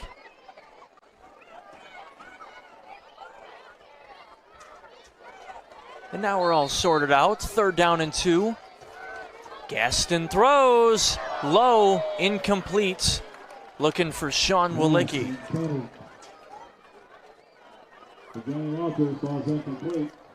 I think that was Johnny Walters, actually, but just off on their timing there. I think expected to break that route off a little bit sooner. And now you got a 4th down and 3. Got to ensure that you get at least the 1st down here. Get the 1st down and get up to the line of scrimmage quick. We're going to get a timeout here by the Cougars. 22 seconds. That was Jack Goward with a touchdown there on the left side of your screen. Detroit Catholic Central, our number 2 team, opening it up here a little bit over Mississauga Clarkston North before the break. Last 2 touchdowns, both fade routes to the left corner. Drew Banta really threw the ball well. Catholic Central, Justin Sasante's team really got rolling right now, doing a good job. And when we're keeping an eye on to the right box here, it's like Lumen Chrissy. We're going to have a big 4th down play coming up. Yep, 4th down, 2 to go. With 22 seconds, they get a 1st down, stop the chains. Stop the clock, rather, spike it, get back up there and spike it quickly, and then they'll have 3 plays to try to get it in the end zone. Now on the left side, after that DCC touchdown, we have Milford. They are looking to drop it in the end zone one more time. Taking on Kettering. Got it to the big fella there. He stays on his feet. Back this way. We have a 1st down on 4th down. Here comes Lumen. As you said, they're going to try to spike it. Let's go out there to JTV right now. And they're going to spike it with 15 seconds left. Wow, what a Almost play. looked like it was intended for the other receiver. Gaston put some heat on this ball, too. I mean, that was What a catch. Johnny Walters going up, just making a great play. Gets the first down, so they got plenty of time. Every throw's got to be in the end zone here. Every play's got to be in the end zone. If you're tackled in bounds before the end zone, just as likely will run the clock out. Sattler was the first receiver to have his hands out, was covered, and a great catch by Walters. Gaston, that one's batted. Nice job there by number 12, Arncock, who's just having a fantastic game. He's got the touchdown earlier, got a big block on the offensive side earlier, and now making his presence felt on the defensive side with that deflection.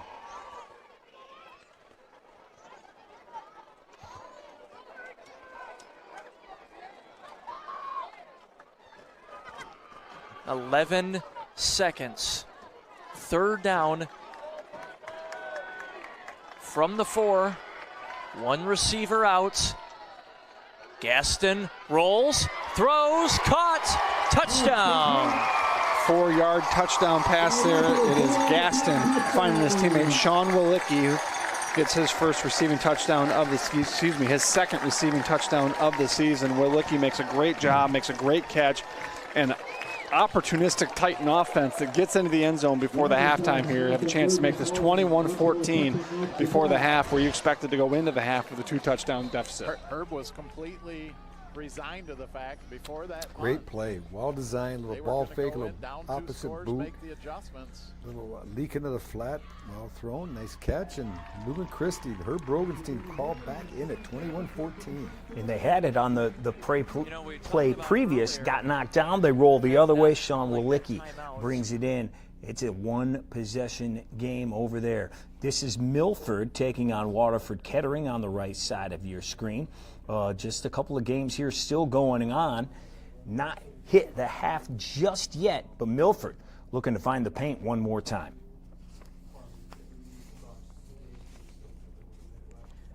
Our Farmington matchup still going on. 1 minute left before the half in that one. I think on the right here, the Grand Rapids Catholic Central Lumen Christie game, you can see, I would say, just a squib kick, not giving Grand Rapids Catholic a chance to return this for points. And how about that up top? A little jump into the end zone. That's going to be another touchdown for Milford. Caden Johnson Thompson taking it in.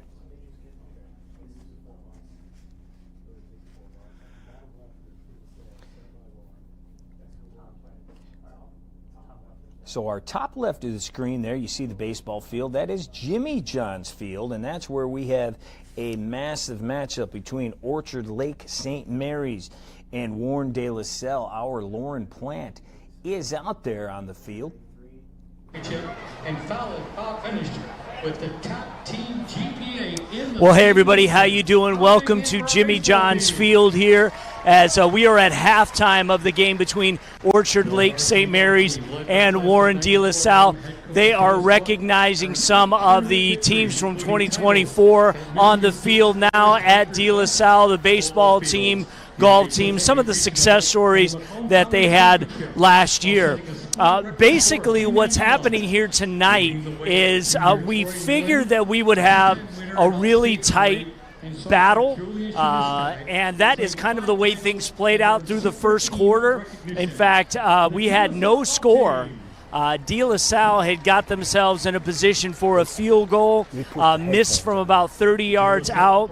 And then as we got into the second quarter, things really started amping up. First, it was, of course, the quarterback for De La Salle, Grayson Thurston, who was pretty active, was hitting Damian Key a lot in the second quarter. That is definitely the player that he is going to tonight, and got themselves in a position to get a field goal and went up 3-0. Really, the storylines coming into this was, could De La Salle stop Orchard Lake's explosive offense? The Eaglets came into this game with like 83 points in the first 2 games. That was versus Port Huron Northern, and then also last week in Toledo against St. John's Jesuit, in which they won 42-10, and they blanked Portage Northern. Portage Northern 41-0. So things took off in the second half. Lorenzo Barber had a 40-yard kick return for St. Mary's. They basically only took about 2.5 minutes off the clock. Daniel Taylor had a couple good runs, a nice reception, and then they had a touchdown that put the Eaglets up. Then as we, just a couple minutes later, there was a blocked punt that took place here in the contest. Orchard Lake blocking the attempted punt by De La Salle, and boom, they get into the end zone. Reese Hurst picks up the loose ball, gets in the end zone. They're up 14-3 with about 4:50 left. Damian King IV was still doing, good things. He had a nice return for De La Salle. Ended up not going anywhere, and then it was Jabin Gonzalez, an 80-yard pass play to Daniel Taylor. Jabin was hit as he run. I'm telling you right now, he's making a run to get in the Mr. Football race despite being a junior. He was hit as he threw. 2:33 left in the half. They're up 21-3. They get the ball back. And let me tell you, the OLSM D-line is playing incredible out there today. Lots of sacks, very active. They strip the ball, get it back. Jabin Gonzalez then pulls off a 60-yard TD run, and he is taking linebackers with him, just pummeling a couple guys as he got through the line of scrimmage. Then he was gone, looking like Earl Campbell, getting to the back of the end zone. And that's kind of where we stand right now. It's 28-3. Orchard Lake St. Mary's, I don't see things slowing down anytime soon for them. So De La Salle's got a fight on their hand. They're at home, the only game they're playing at Jimmy John's this season. We'll see if they can make a comeback here in the second half. Time will tell. Back to you guys.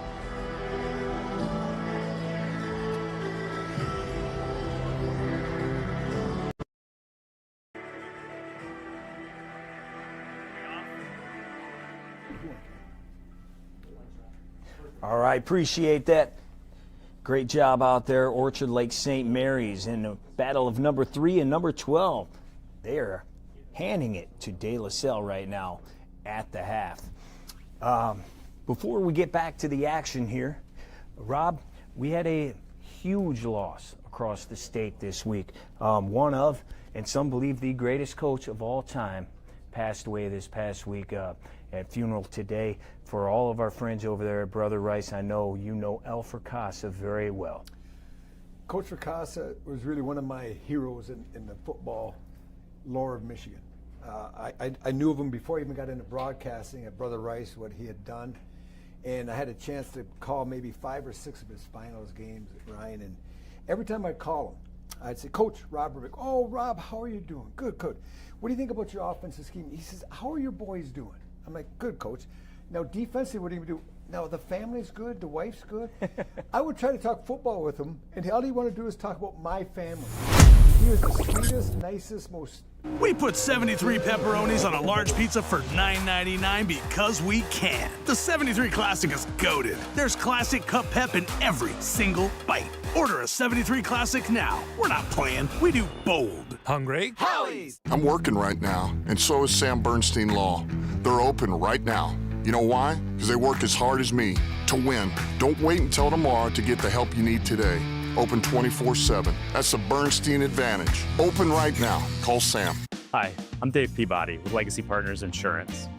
We've insured just about everything in Metro Detroit. Yeah, we've seen some things. Whether you have hundreds of employees or just your cousin in the back doing everything, we'll build a policy that fits. Property, liability, benefits, we'll even cover you in case your cousin opens that email that he really shouldn't have.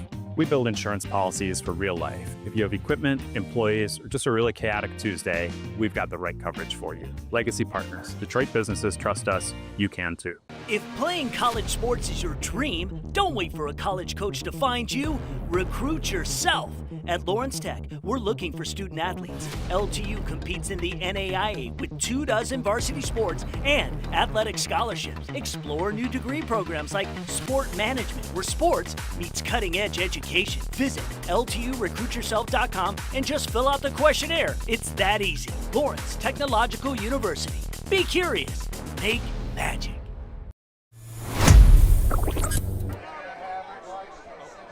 Welcome back in. So glad you could join us wherever you may be tonight, along with Grant Perry.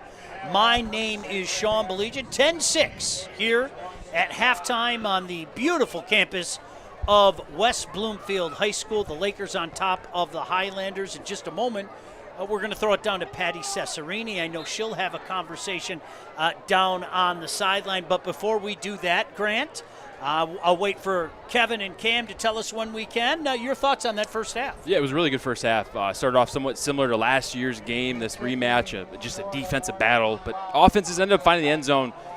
Adams found it through the air to Cam Dawood, and then the ground and pound by West Bloomfield here in Jamal Shakespeare. They've been leaning on Jamal, and they've had a little bit of the edge up front, led by number 73, Travis Robertson, the 6'6", Bowling Green commit.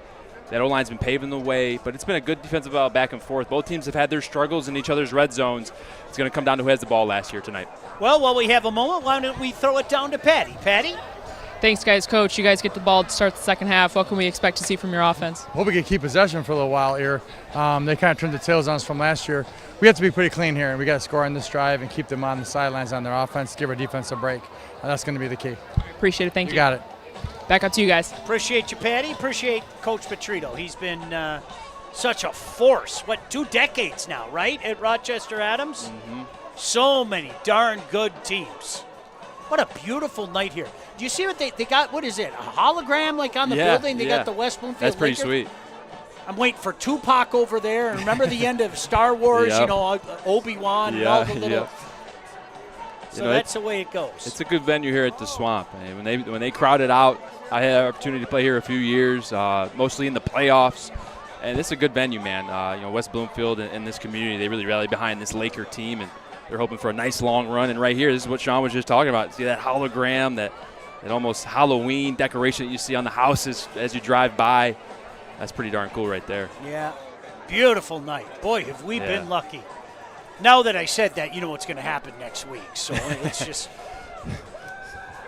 dogs and cats living together, mass hysteria. I mean, all that stuff. Now, we've been very lucky. Last week, a little chilly, but I will take the chili. I will take the chili. I'll also eat a big bowl of chili while I'm at it, too. Second half about to commence. Rochester Adams will receive to start this second half. Is early on, Grant, if you remember, the snap on the punt sailed over Jackson Carver's head, and the Highlanders started on the Laker 20-yard line, and unfortunately for them, they just could not convert. Yeah, and that was a great defensive possession by West Bloomfield. It started with Jeremiah Benson. He played the quarterback read fantastic, was able to make a tackle, and then Kamari Pittman. They tried to run inside, and the big nose tackle, the captain, number 9, was there to stuff it, big bear hug. And then the third and final play of that drive, Jamal Shakespeare forces the play to bounce. He ends up tackling it. 3 captains making a play down there in the red zone. I mean, how else would you want it? Captains leading your defense. That's a good sign here for the Lakers. Boy, just a fun experience out here in the Swamp. You could tell people having a blast out here, and, they had the band out there and the cheerleaders out here.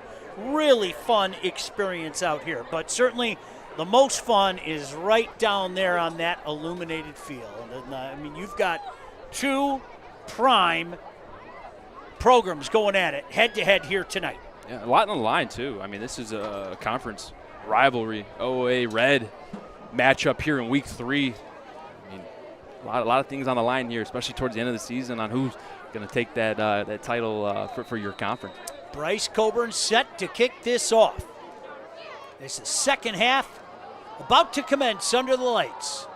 This one will be returnable from about the 15-yard line. 20, hit at the 25, trying to spin out of a tackle, can't do it there.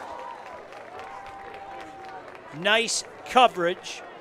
Rod Toddy, the senior defensive back, playing some special teams with a big tackle. So this is where that Highlander offense will take over on their own 28-yard line. And they just got to get back to what they do best. 3 yards in a cloud of dust, confuse the defense, shifts, motions, and then hit in between the tackles. If they can get that going, they can get back to Rochester Adams football here. Shotgun formation. Once again, Nolan Ferris got the start here. Receiver split far side, one near side.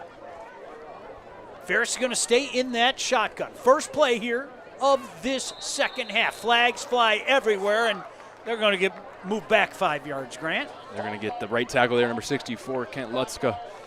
Just a little excited, eager to get the second half going. Can't blame them, but you got to have some discipline here. Those pre-snap penalties, the ones that don't even occur when the play's going on, are the ones that hurt you the most. 1st and 15. Let's see if this changes how Coach Petrito and his staff start this possession. Shotgun formation, man out of the backfield. Ferris going to hand it off. Try the middle, push right back. Maybe got to the 24. Let's give him one, setting up a 2nd and 14. When you got a nose tackle like Kamari Pittman, the senior, this guy's been starting for 3 years for this defense. A good sign, and what you're supposed to do as that defensive tackle is you're supposed to eat up double teams. You're not supposed to allow the guard or the center to come off that double team. You want to keep both of those linemen attached to you so that your linebackers can flow to the football. That's exactly what Kamari Pittman did right there, allowing number 22, senior linebacker Ezekiel Davis, to make that tackle. 2nd and 14 now. Just underway here, 3rd quarter. West Bloomfield on top by a score of 10-6. Thanks for joining us on the State Champs Network and Local 4+. Ferris under center now. Going to send in man in motion, near side. Lining up in the backfield is Dawood. Ferris rolling right, looking right, throwing right. Too far for the intended receiver, Dawood. Hey, folks, with high school sports back in action, we ask you to pull those phones out. Go ahead, do it right now. Capture the big moments on the field. Send us your clips at statechampsnetwork.com/fanvision or via our social media DMs. This is exactly where you don't want to find yourself if you're this Rochester Adams offense. You major in run, you minor in pass, and right now you're going to have to find a way to get an explosive play either on the ground or through the air. Right now they're in empty, so expect the quarterback here to throw this ball. Nolan Ferris, number 12. Nolan Ferris, shotgun formation, empty backfield, man in motion. He hands it off on the jet, out to about the 30-yard line and push back there. Well short of a first down. Let's see where they give him forward progress here. I think to about the 30-yard line. So, Grant, if my math is correct, 4th and or 8, certainly a punting situation, one would think. Yep, and we got a yellow hanky out here, too. They're talking to Coach Hilbers of West Bloomfield. You got to imagine this one is on Adams. One would guess they would decline, Grant, and make them punt here? Yeah, I mean, I think you would. I think you'd force them to punt, especially just with their offense. Yeah. They haven't put too many explosive plays together today. You saw a couple shots downfield at the end of that first half to Cameron DeWood, number 2. But here on early in the 3rd quarter, they're going to play field position and try to let their defense help them out here after this punt. So a 4th and 8 here, and the do-it-all, Cameron Dawood, in to punt this one away. Look at that crowd. You think they're fired up? You got a 10-6 lead. They're about to get the ball back. Low snap. Dawood gets a nice one away. High, booming punt, far side of the field. Bounces up, now takes a little bit of a Highlander bounce all the way down to the 30-yard line. Heck of a punt there. give that young man credit. Kind of took off a little bit in that rugby style, Grant. It did, yeah. And good job getting outside the pocket. Backside pressure was coming, so he was able to avoid that and get that punt off. And a great punt there, flipped the field. And if you are West Bloomfield here, you talk about having chips on your shoulders or grudges from prior seasons. You got to imagine that this 9-minute drive that Rochester Adams had in the fourth quarter still looms and still lurks in these West Bloomfield Lakers' heads. So I wouldn't be surprised if they go. I mean, they've been doing it the whole game, but right here, if they just try to really draw this clock out, end it with some points, whether that be 3 or 6, and you're sitting there with a great position. Not only you lead on the scoreboard, but you're also eating away at that clock, playing right at Rochester Adams' weakness. Once again, under center, wearing the number 10, the junior quarterback, Jackson Carter. Going to send a man in motion, hand it off to him out of that motion. Up to about, I don't know if he got the 31. Not sure he got the 31. Maybe he got a foot. So we'll call it 2nd, 9, and 2 feet. How's that? Yeah, I'll take you on that one. And great job there by number 6. That's Brady Lindstrom. We called his name a few times. He done a great job today on containing the play, forcing it to your help. Not only did he contain it, but he also made that tackle. Carver setting things in his offensive backfield. Joel Davis, Jeremiah Benson, 2 big body tight ends to the field. Carver under center on this 2nd and 9. Inside handoff, a little more space this time. Hard running there. Shakespeare up past the 35 to about the 36 as Grant, an all too familiar chant starts here of go green, go white. Can't write. I'm not going to let you comment on that. I'll do the commenting. Hey, when looking for the tools that will turn your curiosity to magic, look no further than Lawrence Technological University. Go to ltu.edu for more information. Lawrence Technological University. Be curious, make magic. Of course, your Michigan Wolverines in action tomorrow against Central. Michigan State hosts Youngstown State. And I'll drop a go green for that. 3rd down. Trying the right side of that line, nothing doing there. The gamble paid off, Grant. They wanted to play the field position game, and these Highlanders should be getting the ball back. Yeah, really good job there, and you got to credit Carson Pecor there on the D-line, fighting across the O-lineman's face, coming flat down the line of scrimmage, making a huge tackle on 3rd down, holding him up, allowing the rest of that Highlander defense to come and clean it up. And it looks like number 10, Jackson Carver, who's usually under center, is going to step back and boot this one away. Clock continues to run, 7:25 to go here in the 3rd quarter. Hey, anybody's football game. It's still 10-6. What's the old adage? The next score is huge. I think we could say that in a game like today. I reached into my cliche box and, next score is huge was the next one up. So, but it certainly is true today, right now, with a 10-6 lead for the Lakers on a beautiful night here in West Bloomfield. Carver stands. They snap it first, and he's passed, and they're going for it. Incomplete. How about that? Snapped it to Shakespeare, who pitched it to Carver, who tried to throw it back to Shakespeare.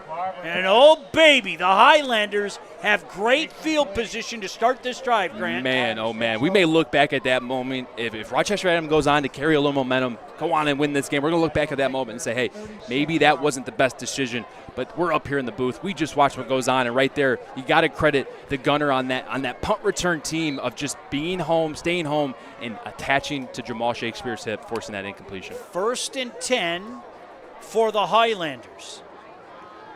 Brady Lindstrom in at quarterback again. We saw this early on in this game, wearing the number 6. Shotgun formation with 2 receivers split outside. Claps his hands, get the snap, hands it off. No, keeper. Tries to spin to the outside. Look at him shuck one guy away, but he's not going to get out of the way of number 2, 3, and 4. And they bring him down after a short gain. We'll give him 2, setting up a 2nd and 8. Yeah, it looks like they bring Brady Lindstrom in when they're trying to run those midline reads where they're reading that nose tackle.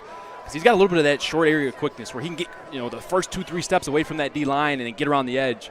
Couldn't quite get to that second level as those linebackers flowed pretty nicely there. But this Adams offense, I know they're without Rhino Waters, but even when they put Brady Lindstrom at quarterback, Nolan Ferris started at receiver all last year, so they're not down at all a playmaker on the perimeter. They very well could throw to him here late in the game. Give him a gain of 3, setting up a 2nd and 7 from the Laker 33-yard line. Back to pass here, under pressure, down he goes. Grant, guess who?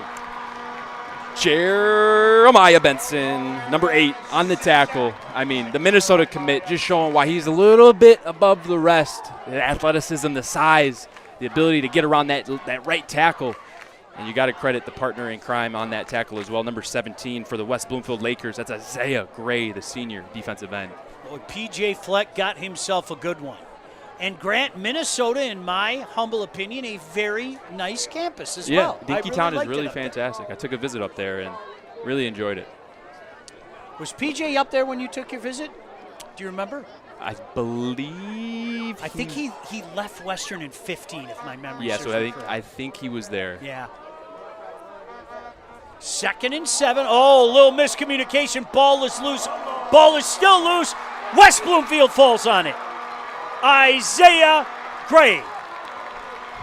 Hey, good plays are contagious. I couldn't quite see who was in on the attempt at the strip right there when the quarterback was trying to pick it up. But it's all about the hustle. Get to the football. Party on the ball. And right here, number 17 does a great job of getting the fumble recovery. Let's see here. Yep, it's Cameron DeWood here at quarterback, and it's just a bad mesh. And then number 20 for the Lakers does a fantastic job. That's Jamar Ray, the junior, stripping that ball out, allowing Isaiah Gray, number 17, to get on that football. Hey, there's always help wanted when it comes to high school game officials. Every year, over 1,000 new officials are needed. Officiating is a great way to stay in shape, stay close to the game, and so much more. Log on to mhsaa.com for more info. Boy, some costly turnovers tonight, partner. No doubt about that. Yeah, yep, and I know Coach Hilbers is wiping that eyebrow a little bit. Hey, all right, that poorly executed fake punt didn't come back to bite us. Our defense hung in there. Jeremiah Benson, what do you do when you need help? You lean on your leaders, your seniors, the all-region defensive end, number 8, the captain, Jeremiah Benson, with a few plays that drive to get this West Laker the ball back. Lakers take over at their own 47. Try a pitch outside. Not a lot of room out there for Shakespeare. He did a nice job of tight roping down the near sideline to pick up a couple, setting up a 2nd and 8. Grant, I have been coming to games here for many, many years. My father was a police officer out here in West Bloomfield, so a lot of times what he would do is he would do some of the security in the games and everything. So he would say, you want to come to the game with me? And we would do that. Why don't we throw it down to Patty down on the sidelines? Patty? Well, you guys are talking a lot about Jeremiah Benson, and Grant, you mentioned it earlier too. His nickname is the Boogeyman, and I just have to let you guys know that everyone has bought into this. His teammates call him that in school. Kids will walk up to him and scream, the Boogeyman, and then run away. Like, it is a full-blown thing at West Bloomfield. Back up to you guys. Well, it is almost the Halloween season, and of course, in my mind, the number 1 horror character ever is a guy by the name of Michael Myers from the Halloween series, and of course, they called him the Boogeyman. Boogeyman. And the Halloween goes down as arguably the best horror music. Number 1. Theme song of all time. I can hear that. Gives me chills to this day. 3rd and 6 for the Lakers, just into Highlander territory. Motion coming from here. Shotgun formation. There's that motion you spoke of. Keeper for Shakespeare. Makes a cut. Not a lot of room out there. Maybe back to the original line of scrimmage. So 4th down for the Lakers. Surely they're going to punt this one away. Right? I mean, hey, last drive would tell you differently. Well, let's see. The way their defense is playing, maybe they say, hey, why don't we go for this? Yeah, this is a 4th and 6. Hey, as we mentioned, they've only given up 6 points all year, and that's tonight. Shakespeare's going to stay in. Unless he's fooling everybody and does a little pooch punt here. Let's see. 4th and 6. Man in motion. Shakespeare going to pooch punt it. Good decision there. Takes a West Bloomfield bounce inside the 15, rolling down and being touched at the 12-yard line. Good decision there. The way your defense is playing, why not, Craig? Yeah. The old saying goes, fool me once, shame on you. Fool me twice, shame on me. Right there, Coach Hilbers makes the right decision, says, you know what, we've been playing great defense. Let's lean on our guys. Let's lean on Jeremiah Benson. Let's lean on Kamari Pittman and let these guys get us the ball back. I think that was the right decision. In this game that's trending to just a straight field position battle, both teams are struggling once they cross the 50. I mean, why not let your defense get out here and try to cause a turnover? There was a few fumbles on that last drive. Let's see if they can't get one here. Fresh set of downs for the Highlanders, deep in their own territory. Checking back in for Adams, Nolan Ferris, the senior quarterback. Empty backfield. He's got 2 receivers split near side, 3 far side. 1st and 10 from their own 12. Man in motion from the far to the near. They hand it off on the jet. Making a cut at the 10, spinning out of a would-be tackle at the 15, up to the 17. Nice spin there by Dawood up to about the 18-yard line. Really good seal block there on the edge by Lorenzo Sator. Good job of allowing Cameron Daywood to see the edge and get around the perimeter. And then number 7, Christian Brooks, the junior safety, in on that tackle. Nice gain, setting up a 2nd and 5. 10-6. Lakers on top. What else would you expect between these two? You could call them the OAA elite for as all as I'm concerned. Nolan Ferris looks to the far sideline. Now going to line up in that shotgun formation. Another man in motion, fake the handoff. Ferris under pressure. He can't get out of that pressure. Down he goes, a ball game loose. Let's see who fell on it. Guess who's in the middle of that? Huh? You can see number 8 coming out. The boogeyman. My goodness gracious. Man, oh man. And this is why Coach Hilbers decided to trust his defense right here. Put it on your guys. Kamari Pittman in the middle, great pressure, and then on the outside. Oh, then it's number 75 getting in on the play. Really good job. That's Joel Evans. Coaches talk about him saying he's got a high motor, and you could tell right there. Didn't quit till he got to that football, putting that ball on the ground, putting Adams here at a 3rd and long inside their own 10-yard line. Empty backfield, trip receivers far side, 2 on the near side. Staying in, wearing the number 12, is Nolan Ferris. 3rd and 12. Going to try the jet, coming near side of the field. Flags fly everywhere, knocked out of bounds well short of the 1st down, up at about the 16-yard line. That's Lorenzo Sartor on the carry. Flag on the play. I'm going to go out on a limb and say that's holding. Yeah, Grant, what do you think? And I think it was against the boogeyman. I saw him chasing the ball, and I saw about half of his jersey getting held back the other way. I'm going to say that's holding coming back. I'm going to agree with you, partner.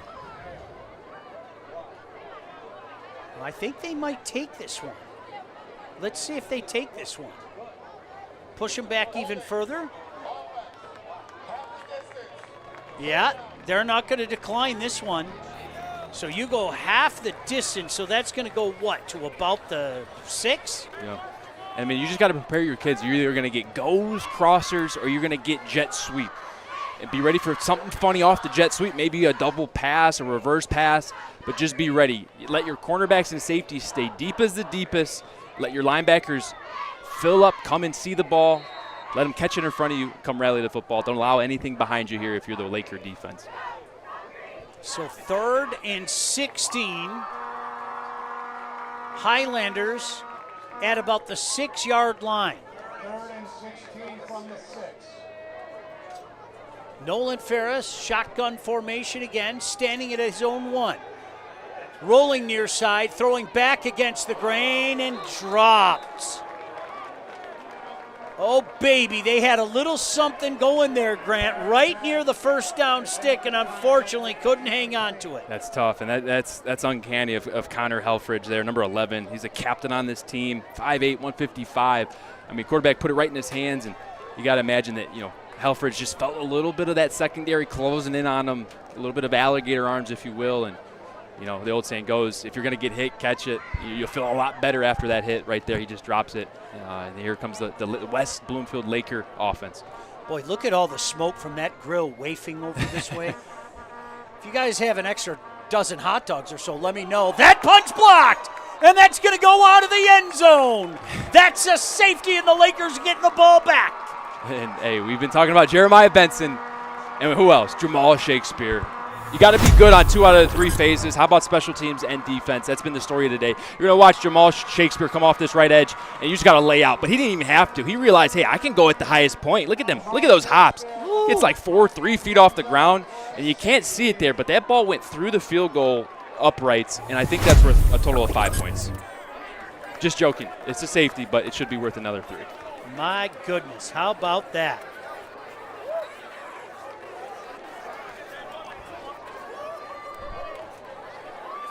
So, 12-6, the score now.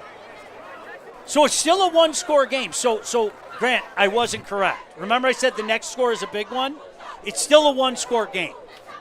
It is. Now the next score is a big one. How's that? It is. I mean, that still hurts, though. Those 2 points. Yeah, it's only 2 points, 1-score game. But as a coach, you know, you're trying to put the pieces together to figure out how to get your team back in this. You can't move the football.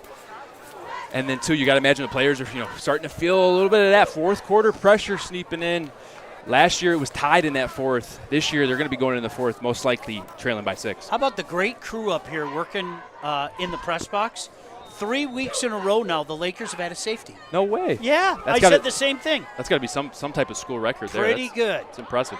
And they're getting the ball back right here. Duru.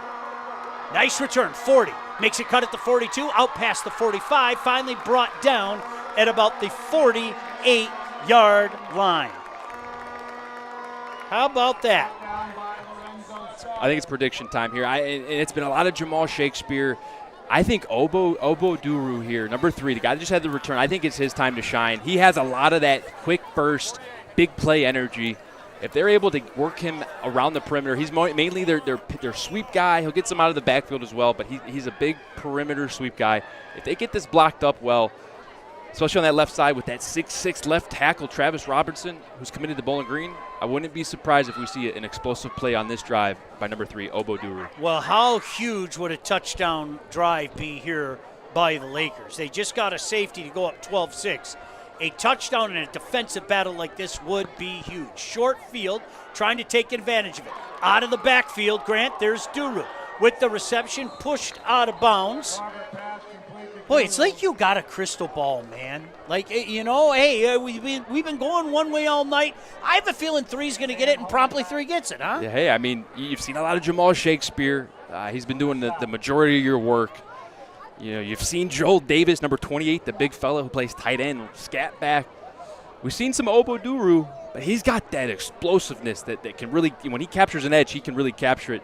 I just had a feeling after that kick return that he had some of that energy that the coaches are going to channel into. 2nd and 4 for the Lakers, now at the Highlander 46-yard line. Shotgun formation again. Going to hand it off again. Guess who? Duru again. Duru, good second effort. Very close to the first down. I think he's going to be just shy, but 3 hard-earned yards right there, and that's going to set up a 3rd and 1 in what might be the final play of this third quarter. I think it will be, and you're happy with that. First down, you get 4 or 5. Second down, you get 3 or 4 right there. You're setting yourself up here with a 3rd down and 1. I mean, last year, Coach Petrito and that offense had a 9-minute drive. You're not having a 9-minute drive with a bunch of explosive plays downfield. It's little chunks. It's step by step, brick by brick. And West Bloomfield is stirring up the recipe right now just for that game-closing, game-clinching drive. That is indeed the last play of the third quarter. Don't you go anywhere. The fourth quarter coming up next. Another classic here on the State Champs Network and Local 4+. Every high school sporting event in the state of Michigan has one thing in common: officials. Every game, every meet, every match. Without officials, there'd be no touchdowns, no three-pointers, no face-offs. Without officials, there'd be no games. Officiating is a great way to give back to your community and stay involved with the sports you love. And officials are needed now more than ever, because without officials, it's just practice. We put 73 pepperonis on a large pizza for $9.99. Why? Because we can. The 73 Classic is goated. We don't skimp on the Roni just to save an extra buck on our end. Who does that? We're out here packing Classic Cup pep into every single bite. That's right, this is how we do pizza. No BS. Order a 73 Classic for just $9.99 while the pepperoni lasts. We're not playing. We do bold. Hungry? Howie's! I'm Dave Peabody with Legacy Partners Insurance. And I'm Debbie Stroh, your local Medicare expert, here to make your Medicare journey less confusing. And best of all, our services are completely free. Visit us online today at legacypartnersins.com. This is Detroit Lions coach Dan Campbell, and this is attorney Mark Bernstein. Both of these men are respected, but only one of them can get you money after an accident. That's the Bernstein advantage. 1-800-CALL-SAM.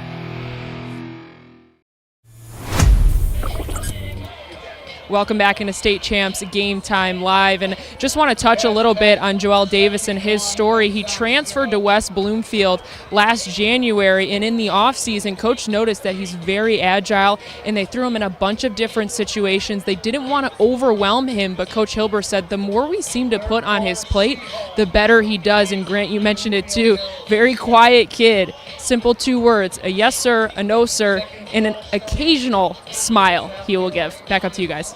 Thank you very much, Patty. Fun night out here tonight in West Bloomfield. Beautiful night.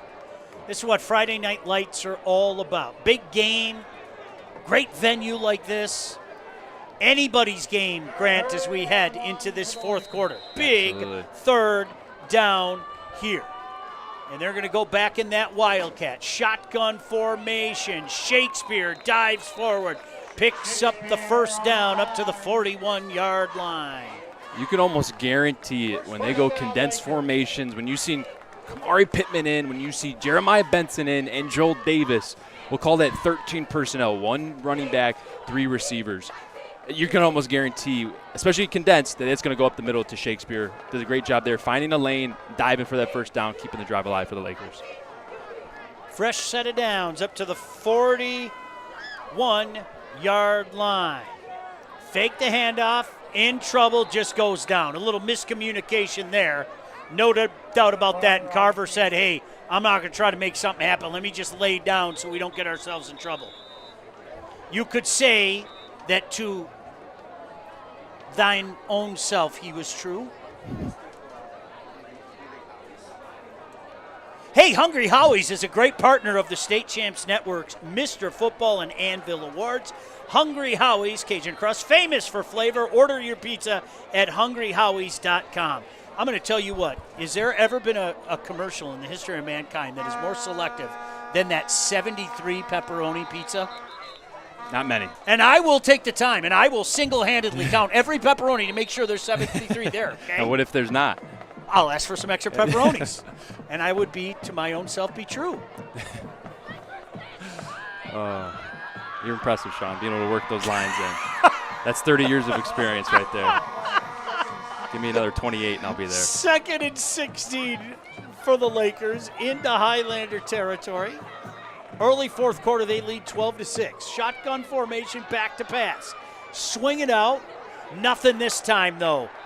Tried to get the ball in space to Duru. There was no space to be had. No, that space was 8 up. Number 6 in on the tackle. Did a great job. Brady Lindstrom doing a great job of securing that edge. And then the middle linebacker, Dominic Bakari, the 5'8 senior, number 9, coming in with the cleanup. Big third down here. He was worth noting, too, that last play, or 2 plays ago, Travis Robertson came off the field, had to be seen by some trainers. But he is back on the field now. That is good news here, especially if you're a Laker fan and you want to see them close this game out on the ground. It's a lot easier with number 73 in, and he's back in. Shakespeare checking back in. I think they're going to run that Wildcat again. Checking back in as well, the senior Will Espy. Indeed, that's exactly what it is. On this 3rd and long, back to pass, Shakespeare. He's going to step up in the pocket. He's hit from behind and brought down as a flag flies in. Hey, you know what? You give this Highlander defense some credit as well. They are playing lights out tonight, Grant. They are, and it's so easy to lose contain of a quarterback. And it looks like it's usually Klein holding. It's going to be Adams football here, post punt. But, I mean, they do a fantastic job. There's been a couple times tonight they've dropped back and they've had Jamal Shakespeare attempt to throw it. And essentially what that has turned into is just halfback draws. He just waits till everyone drops back, then he looks for a lane, essentially a kickoff return, if you will. But they've been doing a great job on those specific plays of containing him, not allowing him to get those big, explosive plays downfield. So now it's West Bloomfield's turn to try to pin the Highlanders deep. Deja vu all over again, Grant, with about 9 minutes to go. Good punt here. Fair catch called for and made at the 21-yard line. Oh, the Highlanders went on an epic drive late last year. Hey, the Construction Association of Michigan provides a vast array of resources, services, information, and training to our diverse membership in Michigan's construction industry. Go to buildwithcam.com for more info. 9:39 to go. Highlanders take over on their own 21-yard line. Bringing them back out there. The senior quarterback, Nolan Ferris, wearing the number 12. He's got 2 receivers far side, 2 near side. Now lining up in the backfield. Claps his hands once. Sends a man in motion. Fakes the jet. Inside handoff. Nothing doing up there. Got hit by the boogeyman at about the 21. Fell forward to the 22. A gain of 2, setting up a 2nd and 8. If you're West Bloomfield, you know it's either going to come in between the tackles in some form of gap scheme where they're pulling a guy or pulling 2 guys, or it's going to come on the edge with a jet sweep or receiver reverse. Got to stay locked into those. But also, if you're a secondary player here, whether you're a safety or corner, don't fall asleep. Don't give up a big play like you did in that first half. Taking their time now. An eternity left. About 9 minutes to go. 12-6. Lakers on top. Highlanders looking at a 2nd and 8. Movement up front. Of course, both teams pointing at each other. I think this one's going against the Highlanders, Grant. I do as well. And it is. It's going to be a false start. Another pre-snap penalty.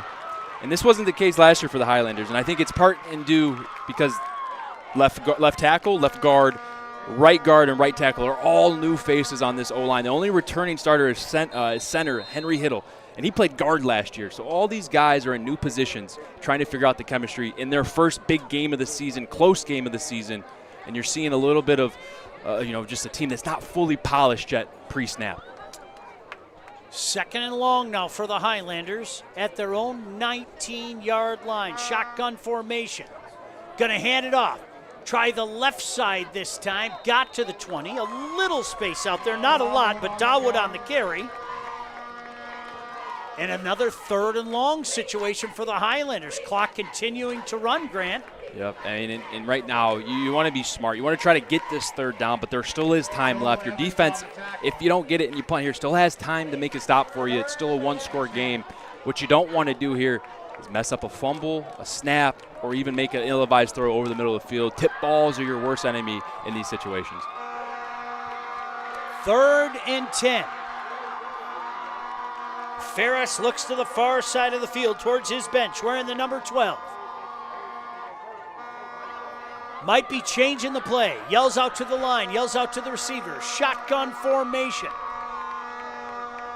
Lakers rush 4. Ferris steps up. Makes a juke. Makes another juke. Big move at the 30, and he dives forward for the 1st down. How about that effort? And unfortunately, the young man is down after that 1st down run. While we have a moment, let's take a trip back in time as Donovan Edward lifts the Hungry Howie's Mr. Football Award back in 2020. We all know the damage that man has done to Ohio State as well after winning a national championship with the Michigan Wolverines. Edwards currently on the Washington Commanders practice squad after being cut by the New York Jets. Is that really 5 years ago? How is that possible? It's crazy. Grant, what did you see? I saw you wince a little bit. A heck of a run there by the senior quarterback, Nolan Ferris. And thank the good Lord he's on his feet. Yep. Up on his feet, getting some assistance. And hopefully he's okay. Walking on both feet. You got to expect here Brady Lindstrom to probably step in as that third quarterback. But, man, I had a lot of points to make right up until the end of that run. Really unfortunate seeing him not get up. I wanted to be excited. I wanted to be energetic for him. But, you take a moment to let him get off the field there. But it had flashes of that play of Rhino Waters. That's what they did last year. They were so effective. When the play wasn't there, he was able to get outside the pocket and affect the game with his legs. That quite hasn't been the case this year. And right there was a flash of it. They got the first down. But now you lost Nolan Ferris for at least a play. Brady Lindstrom, shotgun formation, wearing the number 6. He is a junior quarterback. We've seen him do a little bit of everything. Free safety. Strong safety. Trip receivers far side, one near side. Lindstrom barks out the signals, hands it off. Some space over the left side of the line, outside past the 40, still running very close to a first down. Boy, you want to talk about not giving up on the play. How about that run there by Lorenzo Sarter? Great run, running through the contact, fighting for every yard, but also protecting the football. And you want to talk about two teams that are both very aware of the situation, but also very prepared. They know the situation and what is coming down in these last few minutes. Who's prepared the most? We're going to find out here. Quick snap, right back at it. Another first down for the Highlanders. Up past the 45-yard line. Hey, listen, I deja vu all over again, Grant? It's feeling like it. And what looked like it was going to be a 3rd and long, maybe even a punt for the Adams offense, Nolan Ferris found room on the ground, kept this drive alive, and now they're staying ahead of the chains, Sean. Anything is possible when Rochester Adams stays ahead of the chains. Lindstrom still in there. What in essence, Grant, is their third quarterback? Yep, but, not limited at all. Not sure about his passing abilities, but he can run. He can get outside the pocket. He's dangerous with his legs. Sends a man in motion wearing the number 6. Lindstrom going to hand it off. Far side, look out, space into Laker territory, and another big gainer on a first down. This is setting up what should be, Grant, a second, we'll call it 2nd and 3. You got to love what Rochester Adams embodies and does. You take away a player, they're just going to keep doing what they do. They plug and chug. They have a system that Coach Perchito has been running for 20-plus years. They plug and chug, and these guys step in, and they don't even flinch. They're now at 2nd and short across the 50, and you got to imagine there's some sweat dropping on this West Bloomfield sideline. Like, man, we've been here before. We got to find a way to get our defense off the field now. Both teams with 3 timeouts. 5:15 to go. Lakers with a 12-6 lead. Going to keep it on the ground. Keeper this time, Lindstrom. He dives for that first down marker, took a big shot. I think far side of the field, he's just short. Let's see where they spot it. It's going to be close. Oh, that is close. First down. How about that? Staying ahead of the change. Boy, he took a big shot, Jamal Shakespeare, man. Both-way player, flies to the football, not afraid of contact, both running the football but also tackling. Just a smidge too late there, and quarterback Brady Lindstrom was able to get that edge and pick up that first down.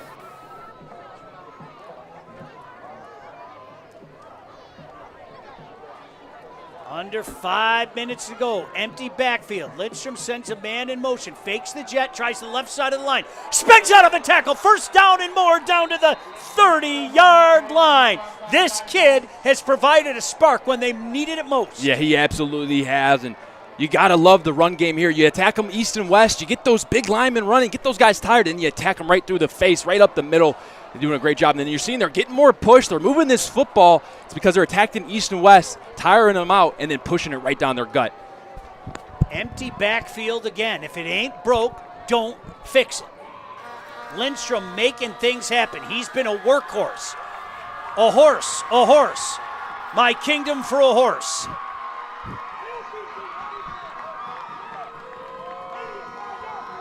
Lindstrom, shotgun formation. Direct snap. Spins out of a couple would-be tacklers, and Grant, what should have been a loss of 2, somehow he ends up getting positive yardage. That's the impact this young man has made. Yeah, he has. He's slippery, but he's also powerful. He's not the biggest kid either, but you can see that he's shifty. He understands blocking leverage and understands how to get around these big guys and fit into tight spaces. They're moving the ball here, staying ahead of the change. We'll throw it down to Patty momentarily. How about we check in with Patty after this play? Okay, fantastic. Lindstrom in the shotgun again. It's worked. Empty backfield again. Fake the jet. No, they give it. Makes it cut at the 30. There's that West Bloomfield defense saying, hey, we've had enough of this. And it's Shakespeare himself stepping up and bringing that down right at the line of scrimmage. Why don't we throw it down to Patty? Thanks, guys. Nolan Ferris holding on to his right hamstring. He was just sitting down on the bench, hands in his face. Teammates are coming by him, giving him hugs, pats on the back. I would be surprised if he came back in this game tonight. Back up to you. Ugh. Thanks for that. Oh, your heart breaks for the young man, huh? It does. It does. Big third down here. 2:55 to go. 3rd and 10 for the Highlanders at the Laker 30-yard line. Lakers 12, Highlanders 6. Still having conversation on that far side of the field. You can see Waters over there as well. Send it in signals. Gonna hand it off. Look out, big space. Up near the first down. He's gonna be just short, but Grant, what an interesting scenario this is gonna be. It's gonna be about 4th and 2 from the Laker 22. Man, and Cameron DeWood has been fantastic on those little, quarterback Statue of Liberties, if you will. He fakes inside and then just politely hands the ball behind him, and Cameron DeWood has just been circling the defense, getting hard yards, and great effort to put them in a situation where they can feel comfortable attacking this 4th down. Here we go. Could be the game. If the Lakers get a stop here, Grant, in fairness, the Highlanders have 3 timeouts, but oh, baby, they'll be up against it. 4th and 2 from the 22. Lindstrom, keeper, breaks out of 1 tackle, dives forward. He's short. He is short.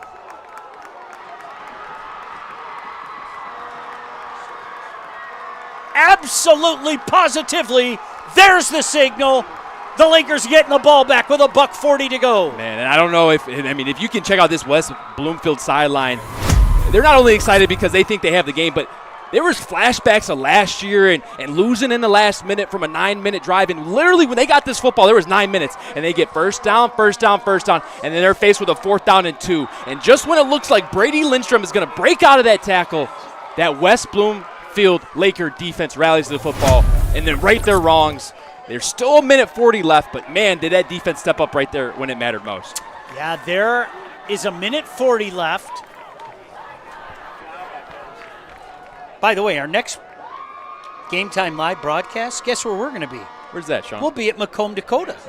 The Cougars play host to the Spartans of Sterling Heights Stevenson, a Big Mac Red Division matchup. Should be another beauty. We will be on the call right here on the State Champs YouTube channel and, of course, on Local 4+. By all means, we'd love to spend Friday night with you. Grant Perry, Patty Cesarini, I'm Sean Belegian, and the best crew in the business, the State Champs crew.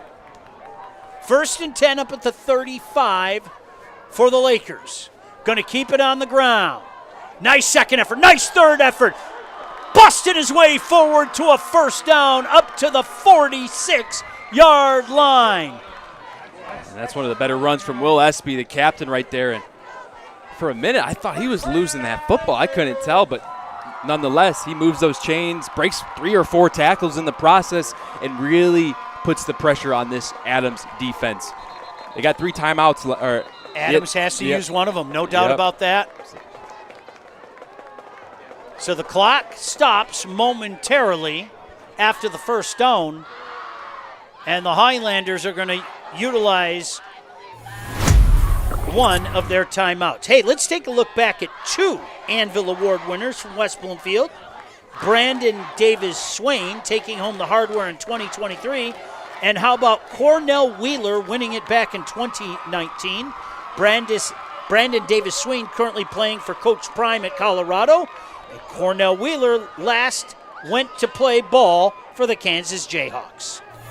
Had the opportunity to interact with Cornell Wheeler at Michigan. He actually went to Michigan prior to Kansas, and that was during my coaching stint at Michigan. And he, I had him on the scout team, and he was a hard worker, man. Played that linebacker spot, thick tree trunk legs, he was a good worker, hard player for them, and he's back on this staff now, coaching and doing a heck of a job with those linebackers. Did you enjoy coaching? I did a lot. Yep, absolutely. I think that's honestly like my calling in life. Just being around the kids, being able to coach them up, kind of lose myself. I lose track of time, if you will. Oh, I've seen you lose yourself up here too. 1st and 10 at the 45-yard line. Lakers trying to make a $132 go away. Under center, handing it off. Nice cut, fighting his way up Espy to about the 44-yard line. Highlanders again forced to use a timeout. They only have one left. Another good strong run there by Will Espy, the senior captain, all-region defensive back last year on this team, two-way player for this offense. And he's picking up hard yards. Good job there, making this a second down, about 8. All right, so who do we need to talk to get you a coaching game? All right. Well, now I wouldn't be able to be up here with you on Fridays. We could find a way. Don't worry about it. We could find a way. But no, hey, absolutely, man. When you're a guy like you, and folks, these aren't just words. This guy's passion for football comes through. You just got to be around it. Like, I can tell, you go into a different world and everything when you're passionate about this game on a Friday night, and I'm sure you were that way as a coach, too. Yeah. I mean, it's just been around the game of football so long. It's like when I stopped playing, I was like, part of me just was lost. I didn't know what to do, and football's always been a magnet in my life that I just can't, get away from. So, being here every Friday night, being able to spotlight these great teams of Michigan all over the east, west, south, north of Michigan, it's been fantastic with you, Sean. I appreciate it. And State Champs is doing a great job here, just getting everyone coverage and bringing a great spotlight to these great teams in Michigan. No place I'd rather be on a Friday night. I mean that. 2nd and 7. For the Lakers. Carver under center, going to hand it off, plowing his way up for a first down. Now that's going to do it. Yep, that'll do it. And, you've seen West Bloomfield attack East and West. With the game on the line, they go right down the gut. The returning starter, number 12, Will Espy, the guy that they trust to carry that rock when they need it the most, comes through for him right there with that first down gain. That is Adams' last timeout. Hey, you know what? You give all the credit in the world to these Highlanders. Absolutely. They came in here beat up with their number 2 quarterback, eventually had to go with their number 3 quarterback, but they put up one heck of a fight. Hey, let's give you something to cheer about, Highlander fans. How about the Adams competitive cheer team? It is, in a word, a powerhouse when it comes to competitive cheer, winning a state title in 22, 21, and 20. That was 3 years in a row for the Lady Highlanders. Such a cool atmosphere out there as well. Boy, we had a blast out there last year, huh? Yeah, we did. So a couple of snaps, victory formation, and the West Bloomfield Lakers are going to improve to 3-0 on this season. Jackson Carver, there's one knee. As the Laker players inciting this fan base to make some noise tonight, as the Lakers are going to come away with this, as I mentioned, improve Grant to 3-0 on the season. How about these numbers? Outscoring opponents this year to the tune of 85-6. That's impressive. I mean, you want to talk about being dominant on both sides of the football. That's how you do it. You score points, and you don't allow the other team to score, and it's pretty evident West Bloomfield here is going to be a great team in this Division I. Carver waiting, standing, doesn't have to take the snap yet. Now he's going to take the snap, and that is going to do it. The Lakers are off to celebrate. How about those somersaults? Oh, my goodness gracious. Was that Cameron Hall, the sophomore, putting on a show? One of 3 sophomores that start on this team. And I guess athleticism has something to do with it, if I had to take a guess. What a fun night here in West Bloomfield. These two teams put on another instant classic. And Grant, we were talking about it before the game. I was talking to the local broadcasters here about it. How many times do you see it? 2 offenses that are humming, and it's like the defense says, hey, guys, do you forget what we're doing? A defensive battle all the way. Yeah, and it's almost it's more so an OAA red compliment. It's like when you get into the OAA red, yeah, you might score 30 versus this team and 30 versus that team. But when you get to OA Red, you better bring your hard hat, you better buckle up your chin strap on defense, and you better be able to win the line of scrimmage. And that was very evident today. And I mean, talking with Coach Hilbers, his main point was like, man, we're going to match Adams. We're going to run the ball. We're going to eat clock.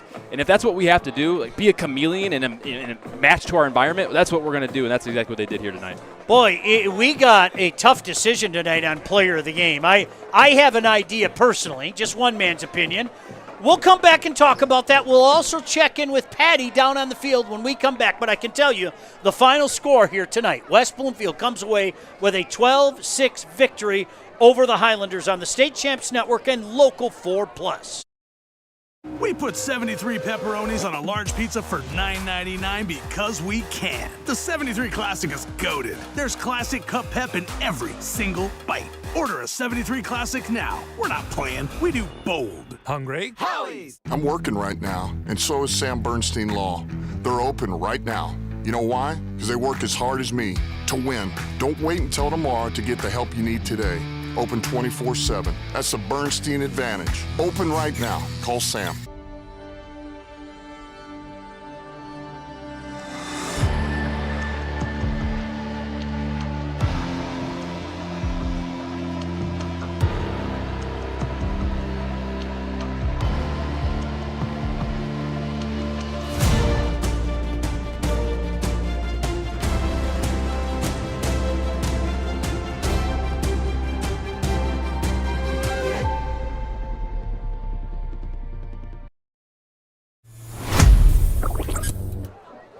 And welcome back in. Your final score here tonight from West Bloomfield. The Lakers come away with a 12-6 victory. We will throw it down to Patty Cesarini in just a moment. She'll have a conversation with the coach. But Grant, fantastic game tonight. What else would you expect when these two teams get together? I mean, we got exactly what we asked for and hoped for. A good game. If you like defense, you tuned into the right spot.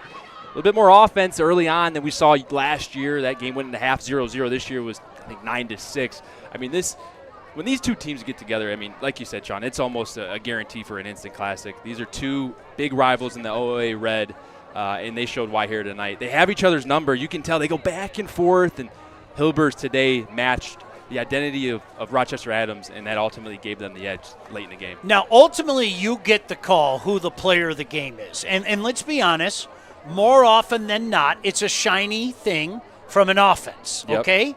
Can I throw in my suggestion tonight? I would vote for the boogeyman. You know what? I'm looking around. Jamal Shakespeare took the majority of the load, did the hard work, but a lot of their offense was 2, 3, 4 yards. Jeremiah Benson showed up a lot today. The Minnesota commit, all region last year. I second you on that vote there, Sean. Hey, listen, I feel smart. If you agree with me, oh my goodness, I'm learning as we go. Yeah, Jeremiah Benson was outstanding tonight. He really was a force. In a game like this, you need a force to make some plays on the defensive side of the ball, and that is certainly what he did here. So the Lakers improved to 3-0. This Highlander team's going to be fine. Coach Petrito, he's been at it for a long, long time.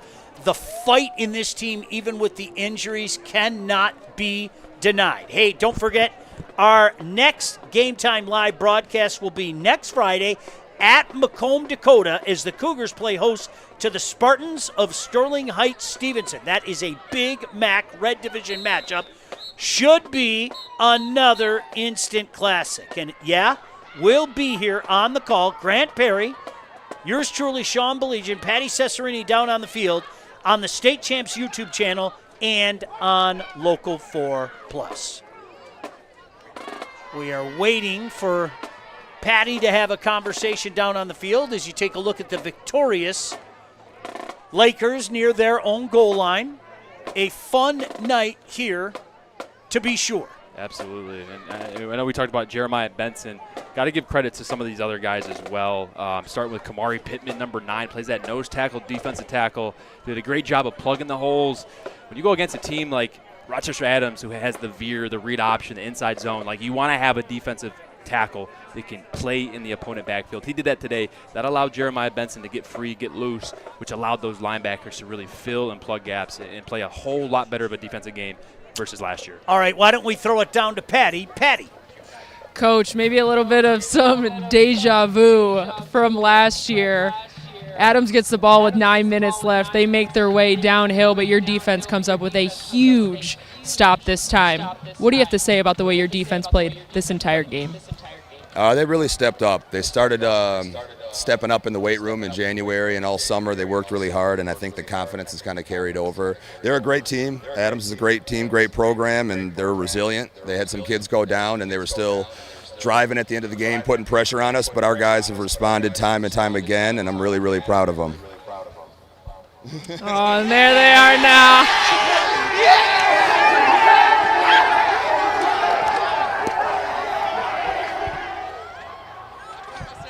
Is that cool? Chuck down there, Patty down there. Just make sure you guys get out of the way, okay? I don't want to see anybody get hurt down there. But is that fun to see? Good for the Lakers. What a fun night. Look at Coach still making his way back over to Patty. So why don't we throw it back down to Patty? Patty. You didn't even have to come back after that. I was like, let's just cut it right there. But no, I mean, this was a huge OAA Red rivalry. This one had to feel pretty good. I mean, that dog pile had to feel pretty good too, huh? Yeah, I'll take that every week if that's what it takes. I don't care if it comes down to the wire. If we're 1, 2, 3, 4 points better at the end of the game, we're happy. What are your major takeaways from this one as you head into playing Lake Orion next Friday? Well, we haven't played a road game yet, so there's some challenges with that. They're a really good team at home. But I'm just really proud of how we responded to adversity today. We had some things that didn't go our way, and we continually just stepped up to the occasion. And I think that has to do with the leadership that we have and the tight-knit bond that these guys have, too. Appreciate it, Coach. Congrats on the win. Yeah, thank you, guys. Sean?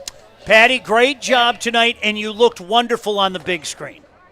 Patty had her back turned. Yeah, you were on the big screen the whole time. Grant and I were up here like parents crying. There's our little girl on the big screen. She made it.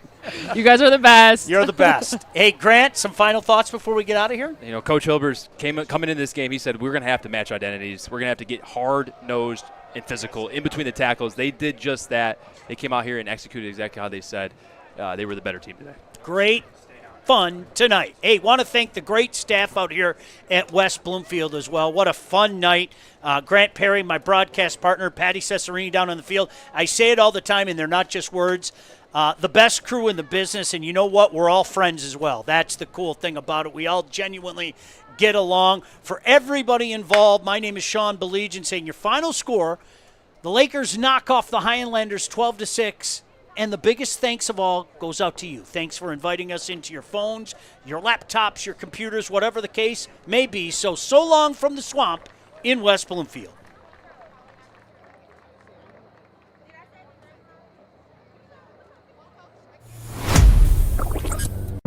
State Champs Game Time Live is delivered by Hungry Howie's Pizza. And also presented by Lawrence Technological University, the Construction Association of Michigan, Legacy Partners Insurance, the Sam Bernstein Law Firm, and the Michigan High School Athletic Association.